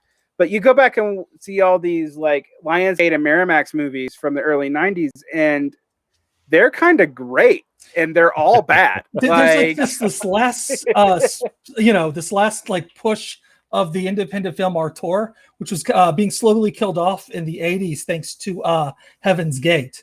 Because like the 70s, people got freedom with a lot of the films. So you know, which is why we have so many classic films from the 70s were so experimental at the time too, like Dog Day Afternoon or The Godfather. You know, all those kind of tentpole films that we all think about now were you know, kind of edgy experimental films back then. And in the 80s, that kind of went away a little bit with after the failure of Heaven's Gate, because they realized that people wouldn't just go if you sunk a lot of money into it. It's a mixture of Heaven's Gate and Jaws. I mean, because Jaws is a counterforce, right? Because like that's when you see and Star Wars. You can make an argument too. Yeah, if you and I love both those movies. I'm not shitting on Lucas and Spielberg, but but before that movie, if you look at like the top grossing movies, you'll see stuff like The Big Chill as like the #1 movie in America, and you're like, I don't think of kind of subversive, intelligent movies being the #1 movie in America, except for maybe 1999, right? It's the other time I really think about it. But in the 60s and 70s, it was common. And then after Jaws, it stops. I mean, Jaws is a little bit subversive. There's a lot of interesting working class stuff because Spielberg has a fascination with working class people that he kind of works in. It's romanticized, but it's interesting. Yeah, well, also the 60s, we saw the end of the Hays Code, finally, like it died, and it was put out of its misery. And so you see this transition through the 60s of them trying to find out what is making, what can we do as filmmakers? And there's this kind of growth of experiments, and whether or not they were all successful, that's a different story. But Butch Cassidy and Sundance Kid was a bit of an experiment, and into the 90s was, like I said, the last gasp a bit with I would say Usual Suspects, Pulp Fiction, are two great examples of like 90s films that also kind of hurt the films going forward, but are absolutely fantastic films on their own. Yeah, I would. It's interesting because I actually think like one of the things I will defend is the late 70s blockbuster, because in some ways, like these awful movies we like from the 90s are kind of the love child of both. They have that action movie DNA, and they actually kind of follow, like I talked to you on my show about the Rambo trajectory. You start off with a auteurish movie about a working class boxer who loses. And then by 1987, like he's single-handedly ending the Soviet Union by winning a fight against, it's insane. Actually, you can just watch the insanity of Stallone's personal politics kind of out through it too.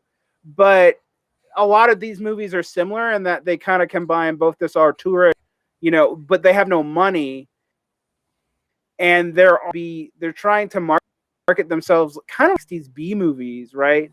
But still have some integrity. And when they get cut up, they often get compromised in ways that don't make any sense. Because there's lots of movies where the politics of them in the 90s are I hate to use a bad Marxist overused term, but is dialectical because it actually kind of shows both sides of an argument because it won't pick one. Yeah. Which also there's that malaise of the 90s, which I think Jim Hightower wrote about kind of nicely. And if the gods want us to vote, they would have given us candidates, if I remember the title correctly. But it kind of was title. A nice overview of like what kind of led to the end of the 90s as far as like politics, because this book came out in 99 2000. Right during the Bush Gore election, and did kind of like lay out a lot of interesting things about like how we got there, but the failure of why we don't have any candidates to choose from, which also brings me back to a Saturday Night Live sketch that came out about the time, which was like most Saturday Night Live sketches, it goes on for way too long. But the joke is that Al Gore wasn't very presidential. And everybody liked George Bush because he was personable, but he was stupid. So they thought since they really agree on everything, they should just combine the two of them and have George W. Gore as the candidate. And so they clone this. But they do it with a clone. So John McCain. No, but he has like half of Al Gore's suit on and half of Bush's suit on. So, and he's like calling Will Ferrell daddy. But it is interesting, actually, going back and watching the pre 9/11. Bush was highly unpopular at the time. I was literally in college during that election. It was I remember going in for a month, and we're like, "Do we know who the president is yet?" Yes, no. Jesus Christ. That was my sophomore year in college. But just to date myself, it was very interesting to think about because, like, Gore was not very presidential, and also he hadn't found his cause yet. I mean, he was associated. I mean, we forget this. He was associated with Tipper Gore's like last peon to the Dixiecrats to censor music and whatnot. Yeah, crusade against music and video games. He did also write a book about the environment before he running for president, and then didn't mention it at all on the campaign trail. Just like how quiet. Yeah, like that. The same tactics that Hillary Clinton chose to with her winning campaign. She got from Al Gore with his winning campaign. Of course, of like not saying what you actually stand for, and it's the thing that always drives me nuts because like if you want to win an election, well, not necessarily you have to do this, but like for the most part, if you're going to win an election, you make people think you stand for something, and you kind of stand for something because there was a few things that Obama sounded because he was for single payer before he was against it. He had some pretty good takes. He was against the Iraq War, even though people didn't notice he was never opposed to the Afghanistan one. Yeah, I mean, he was like Joe Payne with those good takes, pretty good takes in the.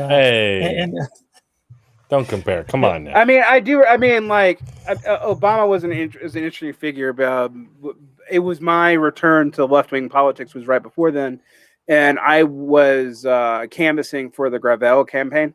Hell yeah! And when Gravel called in the ticket, when he went the Dennis Kucinich way, which was a tradition that for a while you had the progressive, there were Bernie, they just never got above 2% of the Democratic electorate. Right. And Gravel tried to like take over the Libertarian Party in this like madcap, like we're going to have this quasi-socialists take over the Libertarians because the Green Party is so dysfunctional. He's doing the Lord's work. He's doing the Lord's work. Right. So a lot of us stayed on, and I ended up, I'm not proud of this actually, but I ended up canvassing for Obama, and that was eye-opening to how the Democratic establishment works. I know. Varn, bum. You heard it first here on Bad Takes. You know what's funny on Bad Takes? One of the takes. I remember everyone pushing back on me because as soon as Obama appointed his cabinet, I was like, even before he had appointed his cabinet, we were talking about who was looking at, who was vetting before the election was over. I was already like, why did I, other than the historic victory of having a black president, which I could definitely see the importance of, even on a just symbolic level, which I guess is why I don't totally feel bad for supporting him.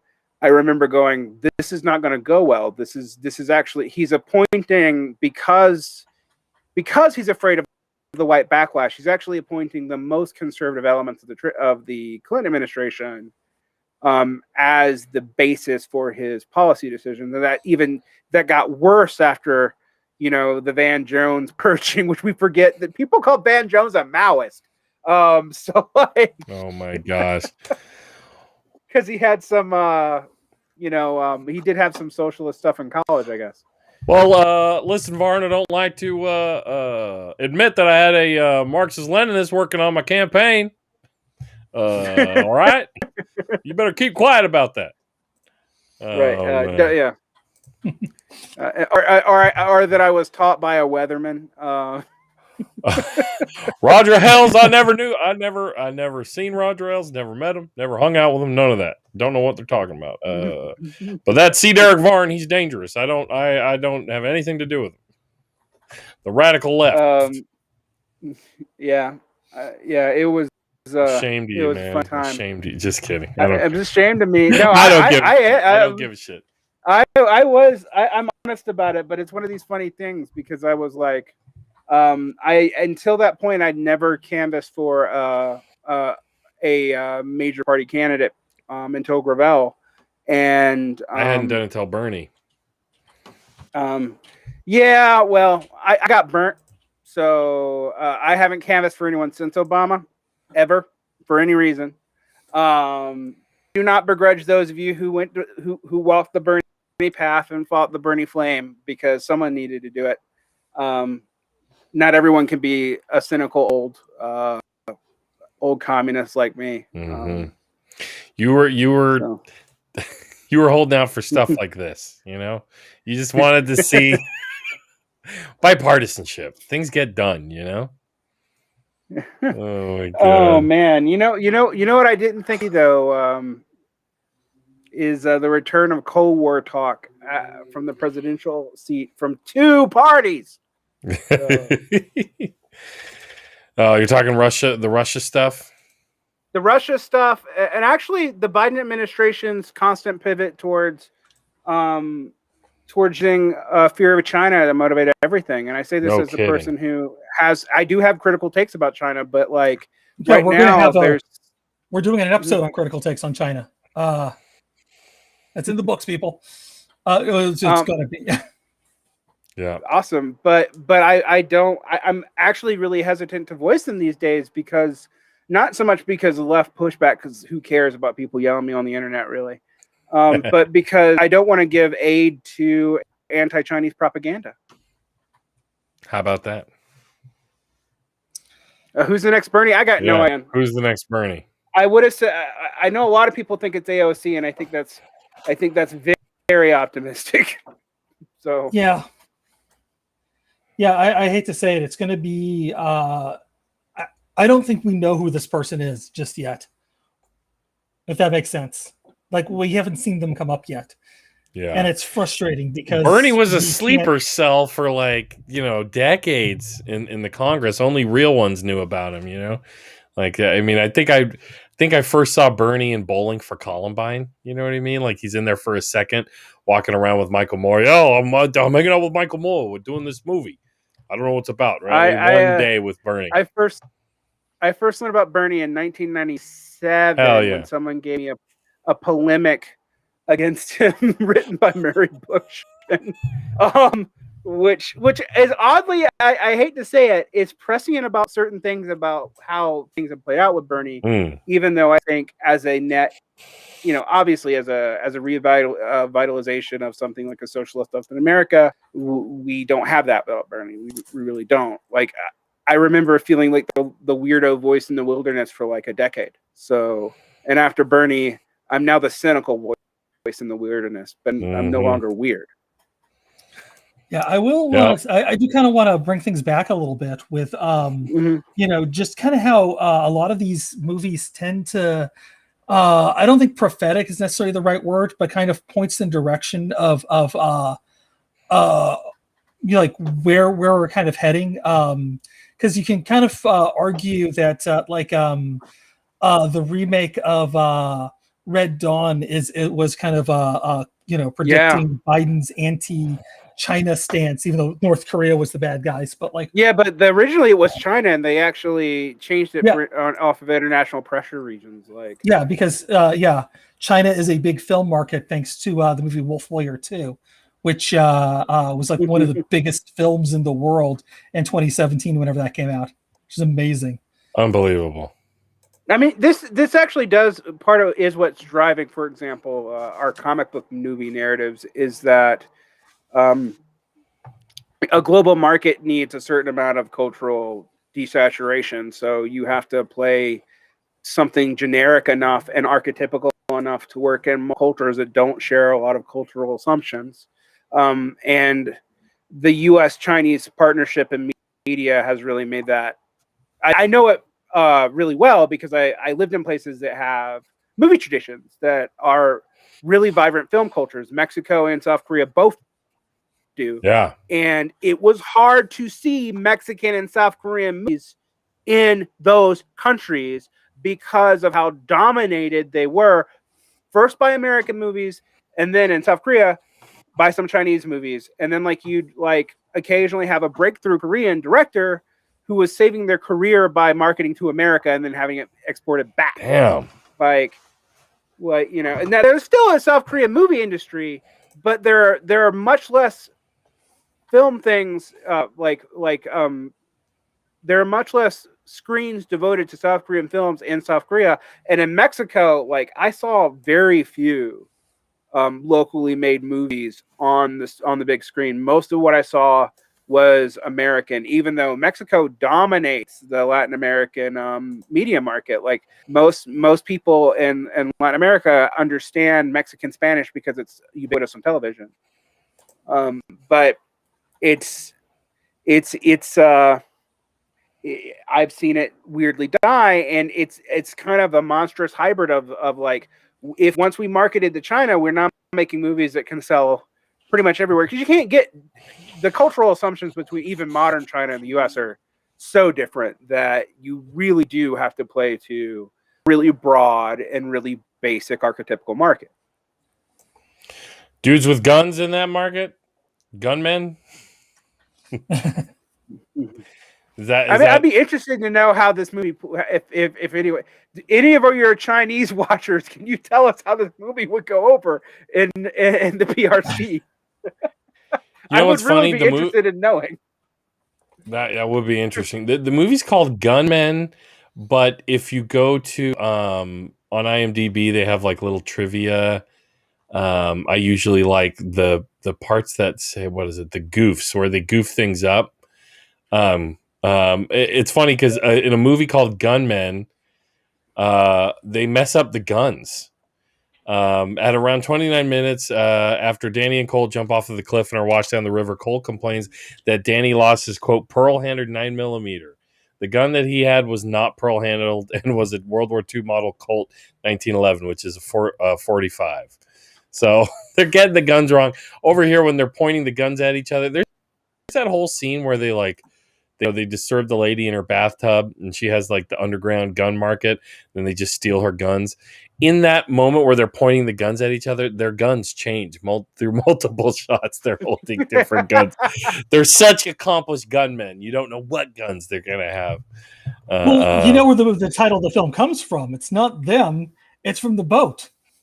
Oh, wait. Okay. I thought they just made the boat.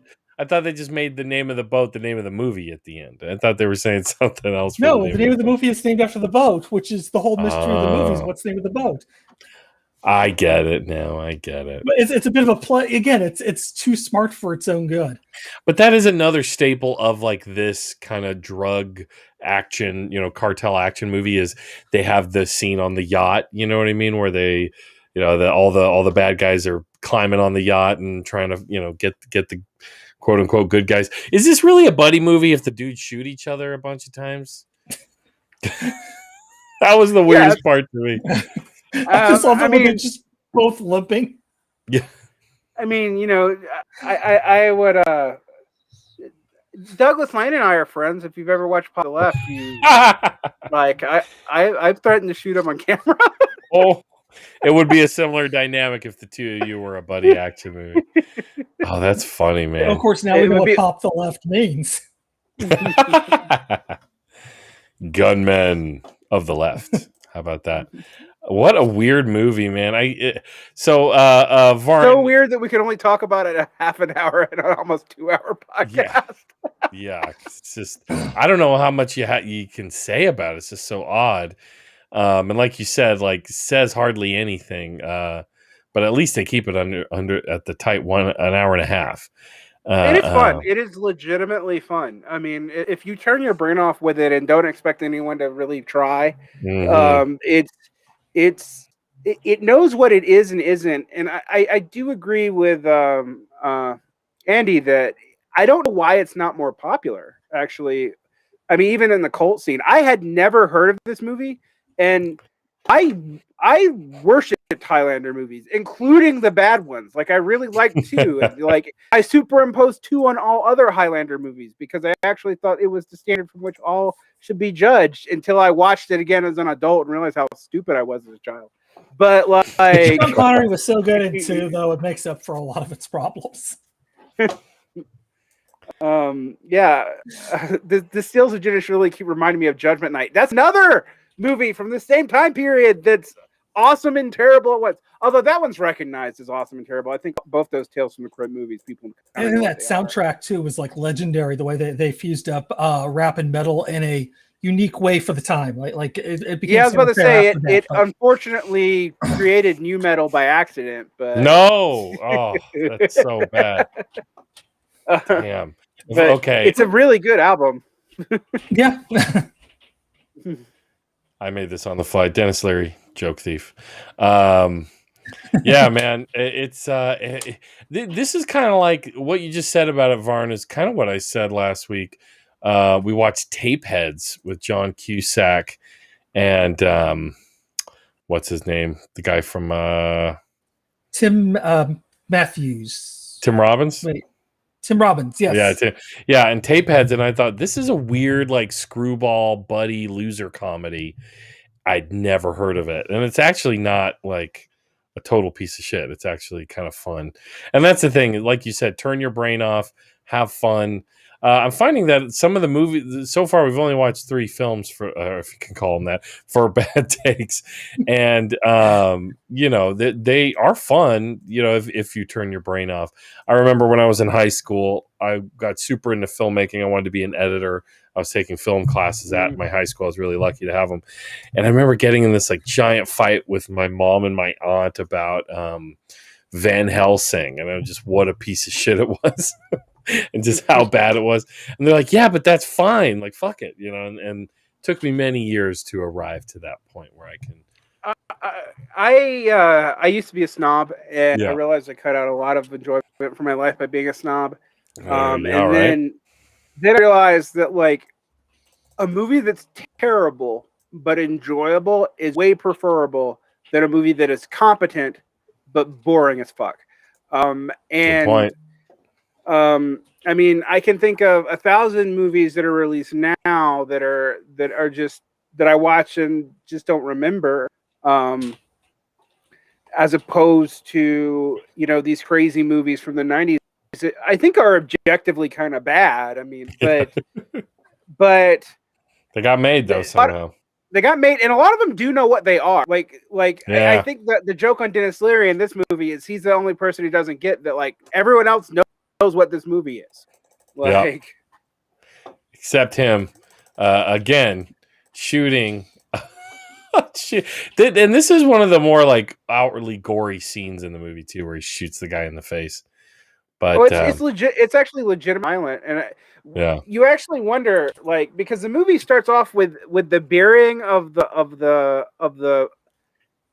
Loomis's Stewart's wife, yeah. which is young, and they just got married, and he does not say why he's doing it, even when asked.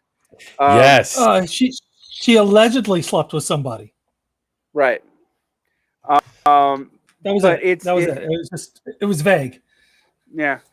And you know, it's a loyalty question. And so they paint him as super hard. You have that scene, but then after that, the violence is all comical. Yeah, that scene's legitimately kind of harrowing, actually. Yeah, it's messed up. Many things are changing. I mean, hear the accent. Sweet, sweet wife. Yeah. Yep. Yeah, she like whatever actress they got for that, she went for it, man. She's screaming for her life, and like you said, it's harrowing. It sets this mood, but then like not long after it, we're just doing bits. We're running bits, Right. you know. I wonder if they actually told her what was going on. They're just like, you know, they told her in Spanish, like, "Oh no, don't worry, we're not going to hurt you. You're just going to get dragged around by these guys. You're going to be fine." Yeah, and that's just to me that line when he turns around, "Don't toy with me, you fuck!" Like I was just like, "What? This is not serious." And then later, there's even I wrote another line down. What does he say? Like, "Who are you?" There's like the whole "Who are you working for?" thing. You know, they even do that. Like, there's just a lot of tropes. You know, the weird thing is when they bury Patrick Stewart alive. Do you remember his last line? His like closing line. Oh. He goes, "Look at me, look at me. I'm you, or this is you. This is going to be you," or something like that. It was almost Shakespearean the way he delivered it too. It was great. course, and then you have the dying hand, and you half expect him to like come out of the stone metal grave, like because it's like I was waiting for him to show up. I can right walk. Well, I mean, honestly, he's buried in loose gravel, and even though he can't walk, his hands out of the gravel. Here he is. He actually should be able to get out. Yeah. Hello. Help me. Oh, God. Our Father, which art in heaven, Oh, no. hallowed be thy name. Thy kingdom come. Thy kingdom come, oh shit. He forgets the Lord's Prayer. It's so cheesy. Thy kingdom come. Oh, shit. Oh, Patrick Stewart. Hey, he could do no wrong. He's one of the special ones for me, I think. I miss him playing villains, honestly. Like I miss yeah, right? Yeah. Back from I point. Claudius days when he's wearing a rig and being evil. Like I miss that. Like I miss early. Also, he was born looking old. Like I think. Yeah, man. I mean, I remember Dune. It was just he was old then with his. He was old in Excalibur. Battle Pug. Yeah, you go bald he was that old young. In Life Force. But he was bald that young. He was bald even in I Claudius. They just had him wear a wig, like, which is why I always forget he's in it. But he was already bald even then, like, and that's like 71 or something. It's like, did he ever have hair? Is actually a question to be asked. But no, I mean it's been interesting how long his career is because he's still acting. I mean, he is. I will admit, when you see him in this time period, yes, he looks old, but like watching him in Picard or whatever, and you can really tell he's like he's elderly. 80. Yeah, he's elderly because he didn't show it until Logan. Like somehow he right. had the right makeup, but like Logan, he let slip his voice because his voice is frailer and reedier now. Most definitely. Which worked very well for the movie, and I thought that was the performance. And then after Logan, you can actually just hear him talk like that, and it's like, oh, he's gotten old now. Okay. Finally, he was old a long time. Now he's really old. I was trying to find. It's like Christopher Lee. Like I can't think of a time when Christopher Lee was not old. Oh, when he was killing Nazis, bro. He was I guess that's it. Because like you go back and watch like early Hammer films or like The Wicker Man, and he's old. Like it's like 65. Jesus Christ. Yeah. God, dude, he was so old in The Hobbit, he couldn't go to New Zealand. He was like shooting on Abbey Road on like a green screen set, because he was like in his 90s then, wasn't he? Amazing. Yeah. I think he was the only cast of Lord of the Rings, the only person involved in production of Lord of the Rings who ever had any interaction with J.R.R. Tolkien. Dude's so fucking ancient. He like wrote Tolkien and got a letter back in the day. Well, he's a fanboy, so like totally even at 90, like he's like, I can't stand. You're gonna have to hold me up now. Yeah. You got like people. To bring up another class I showed up with Andy on when I was watching Paths of Glory, the early Kubrick film with Kirk Douglas. Lee's almost a contemporary of Colt Douglas. Like he started acting in 46. Yes, yeah. Yeah, man. It's insane. It's insane. I love this guy. Have you ever heard any of his heavy metal? Yeah, I have the album on my computer. Yeah, the blood of the Saxon man. He's just like, damn, dude, we just went for it. Some people just fucking go for it. Right? And I love the fact that he played Death in the Terry Pratchett, BBC made for TV movies, which honestly, like, I always imagined like if when he met Death is just like, would you mind signing this Terry Pratchett book for me? Look at how far I'm scrolling. Jesus. Yes. 1946 Kaleidoscope TV series. 1946 to 47. Corridor of Mirrors, 1948. Hamlet. He was a palace guard uncredited in 1948's Hamlet. Jesus Christ. I just want to say, when we watch Paths of Glory, that's 10 years after his film career had already begun. That's how awesome Christopher Lee is. Wow.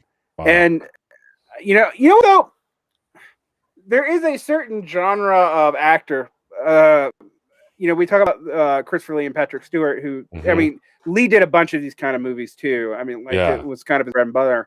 But I'm thinking about the Christopher Lambert and the Jean-Claude Van Dammes and all the Jesus. And I guess apparently at one time he was ripped. Again, when he wasn't killing Nazis. Oh yeah, look, here's him in classic Sherlock, right? Yeah, and he looks old. Well, being a spy comes with its own set of stress, Right, I mean, all those people from World War II look like ancient, but 30. The whole war aids him quite a bit. Yeah, well, did you see like Jimmy Stewart whenever he did like how much he aged after he served, like either 3 years before he did It's a Wonderful Life, he looks 20 years younger. Flight of the versus Flight of the Phoenix, Patrick Stewart. Yeah. That's still 60s, right? Gotta be. Let's see here. 78. Wow. He's in Return from Witch Mountain. Get the fuck. Oh yeah, he is. Now that I think about it. Oh my gosh. Wow. I haven't thought about this movie in a long time. He's the villain in Return from Witch Mountain. Me too. The Rock was in the remake, right? Yeah. Wow, that's a trip, man. My favorite special feature moment from the Lord of the Rings, the appendices of the extended cuts, is they have that extended cut scene where Christopher Lee, Saruman's finally killed, Wormtongue stabs him in the back, right? In the extended cut. And so there's this scene, and Christopher Lee, acts getting stabbed, and he's like, and then like falls over or whatever. And Peter Jackson is doing this thing. He's like, well, I was wondering, I thought, he didn't make any sound when he got stabbed. And so I went up and asked him, and I said, hey, Christopher, blah, blah, blah. And he says, can you, trying to direct him, can you make a little more of a sound? And he's like, but Peter, that's not the sound someone makes when they're stabbed in the back. Like, he's like, that's not what it sounds like. And he's like, oh, I guess I better trust him, right? Fucking the resident Nazi. I'm pretty sure he also hunted like werewolves and vampires too. Like, he was. Oh man, did you guys ever see? What was that movie? Overlord, the Nazi zombie movie. Yes. Yeah. Oh my! What a many Nazi zombie movies, but yes, like that knows another one. Fun. The whole opening scene, the whole opening of the movie is no zombies. It's war as a horror movie, and I was like, I'm down with this shit. And then they got Kadeem Woodbine, who I absolutely love, just chewing the scenery as the sergeant. Say that again. Who? Kadeem Woodbine. Okay. He was in he was in Dead Presidents. He had the lucky severed head in that movie. Oh yeah. Yeah. Yeah, this movie was a trip. And then of course this also has Wyatt Russell, who went on to just did that Marvel film or the Falcon and the Winter Soldier series, who honestly was phenomenal. Like I'm not gonna mince words. His performance in Falcon and the Winter Soldier was the best thing about that. Wyatt Russell just nailed it. That's awesome. Which he was so good that people were like team Team US Agent and just like, dude, no, you're not supposed to root for the actor, not the character, because the character's supposed to be the bad guy. Come on, people. Come on. We got a hello from Antonio there, Andy. Hey, Antonio. Thanks for being here with us. Boy, can you guys think of anything else to add about Gunmen, the 1993 classic? We've been around the world, around movies, around, and I think we've talked about every scene in the movie too. So haven't we? Except for the part where the fish swims up your dick. That was a funny bit. Yeah. Now wait, there was one other thing. There's I don't know if I heard the line right, but at the very end, like, so the whole thing is the yacht that they had, driven off was all a big trap, right? It was a ruse yacht, and it had a bomb on it, and Dennis Leary even like breaks the fourth wall, looks at the camera to be like, oh no, before he blows up, it's totally corn with cheese all over it, right? But then when they get back to the boat that has the money on it, they're like running along the dock, and then like Lambert's character is complaining, and I could have swore I wrote it down. I thought he says, as they're going onto this boat, he's complaining to Mario, Van Peebles. Van Peebles' character, and he says, I thought we were going to go grab some brunch. He said, oh man, I thought we were going to grab brunch. So, yeah, well, they had this thing about like, hear that right? Yeah, no, they were going to get brunch before, and then he showed him the money, and he's like, oh, that's the money. And then they just leave, and it's like, I thought we were going to go get brunch. Like, we're going back to, whatever that city was. You just the need to go back to brunch is strong, I guess. We can never escape it. But fun movie, Andy. Thanks for suggesting it. Yeah. And Varn, thank you for joining us for this episode of Bad Takes. Yeah, so. I'm really into film, and I'm really into even objectively kind of awful film. Yes. And it's a nice break from me educating everybody about how awful the rest of the world really actually is, and how most people don't know logic, which is basically what I get called on shows to do. So it's nice to do something fun. Yeah. We did Repo Man on another podcast. Sorry, I'm reading Repo Man. No, that's good. Yeah, no, Joe was the only person who didn't join us for Repo Man. Right? Yeah, I say that was a big one. It was a big panel. Very cool. So let's call it a night, y'all. Let's finish by watching again the preview. Why don't we do some plugs first? Because I don't think we've. We have. I forgot about the plugs. Yeah. Why don't we start with Varn? All right, you can find me on Emancipation Network's Mortal Science and Varn Blog. Varn Blog being mine, Mortal Science being... I will say Mortal Science is like graduate school level communism, so if you're 101 level, maybe not. I'll go ahead, I'll be honest and know what my audience is at. But if you're ready, it's there. I do Theorizing with a Hammer over at Zero Books, where I just am a talking head for an hour, actually 10 minutes, and explain Marxist concepts to people and also general logic. And then I do other stuff. I'm writing a book on Christopher Lash. I'm a high school teacher. I don't want you to know where I teach, though, so I'm not going to tell you that. Yeah.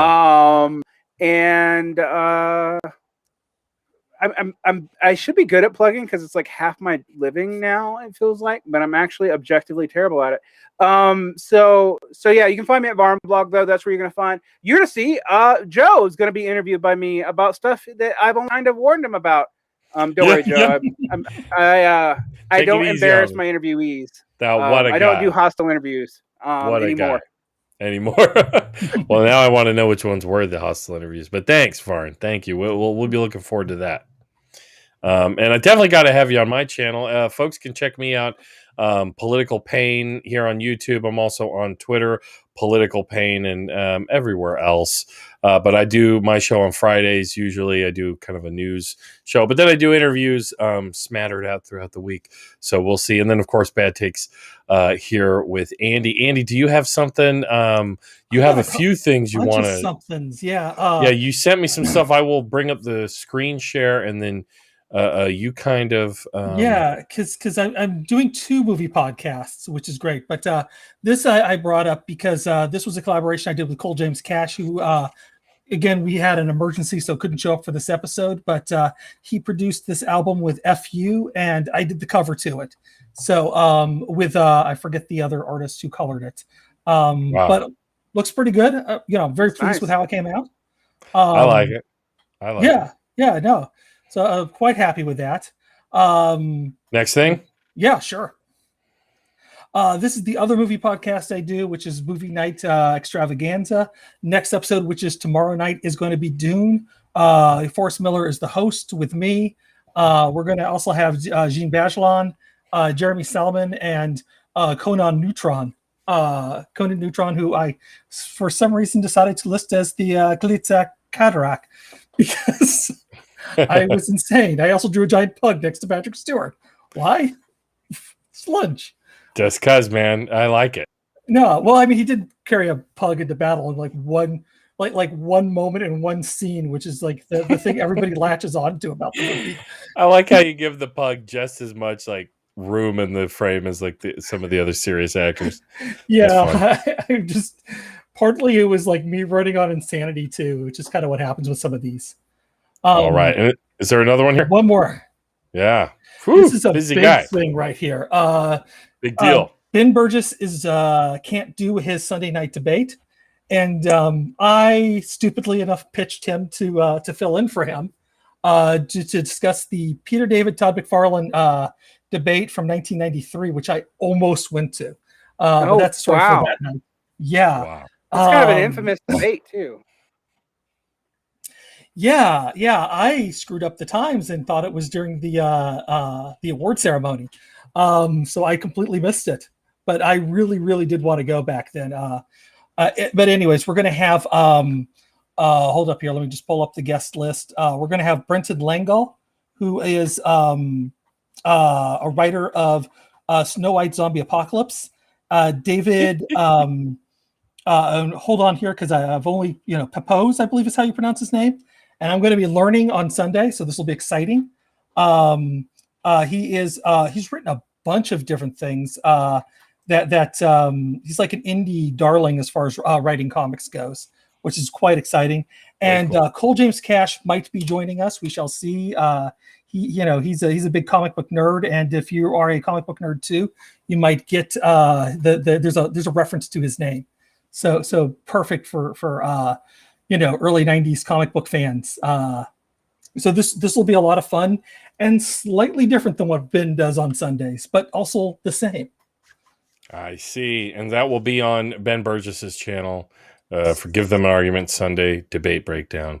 Andy. 8 p.m. Eastern. Andy, when we started the show, this was your only show, Yeah. Now you got a bunch of them. Bunch of them. No. Yeah, well, thanks to Cole James Cash for agreeing to come on, even though he wasn't able to make it. Hope he's doing well. Thanks again, Varn, for coming on. It was great to meet you in person finally. I've been enjoying your streams, yeah. And Andy, as always, good to see you, my friend. And we'll call it a night, and let's finish by watching that preview again because it's just too funny. But I got to set that up. Give me just 1 second. All right, here we go.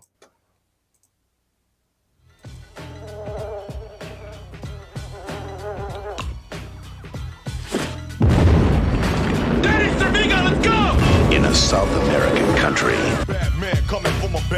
an ex-cop is about to lead a team of mercenaries. Let's do this business. Rob, please don't send me off with a superhero that look like Whoopi, please. Man, you gonna do the job or not? To take down a drug lord. How the hell are you? For these guys, there's only one way to settle the score.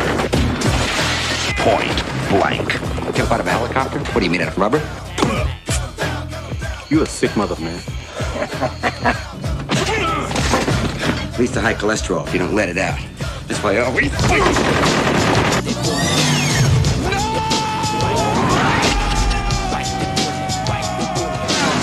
Mario Van Peebles, Christopher Lambert, Dennis Leary, Kadeem Harrison, Big Daddy Kane, Rakim, Eric B.,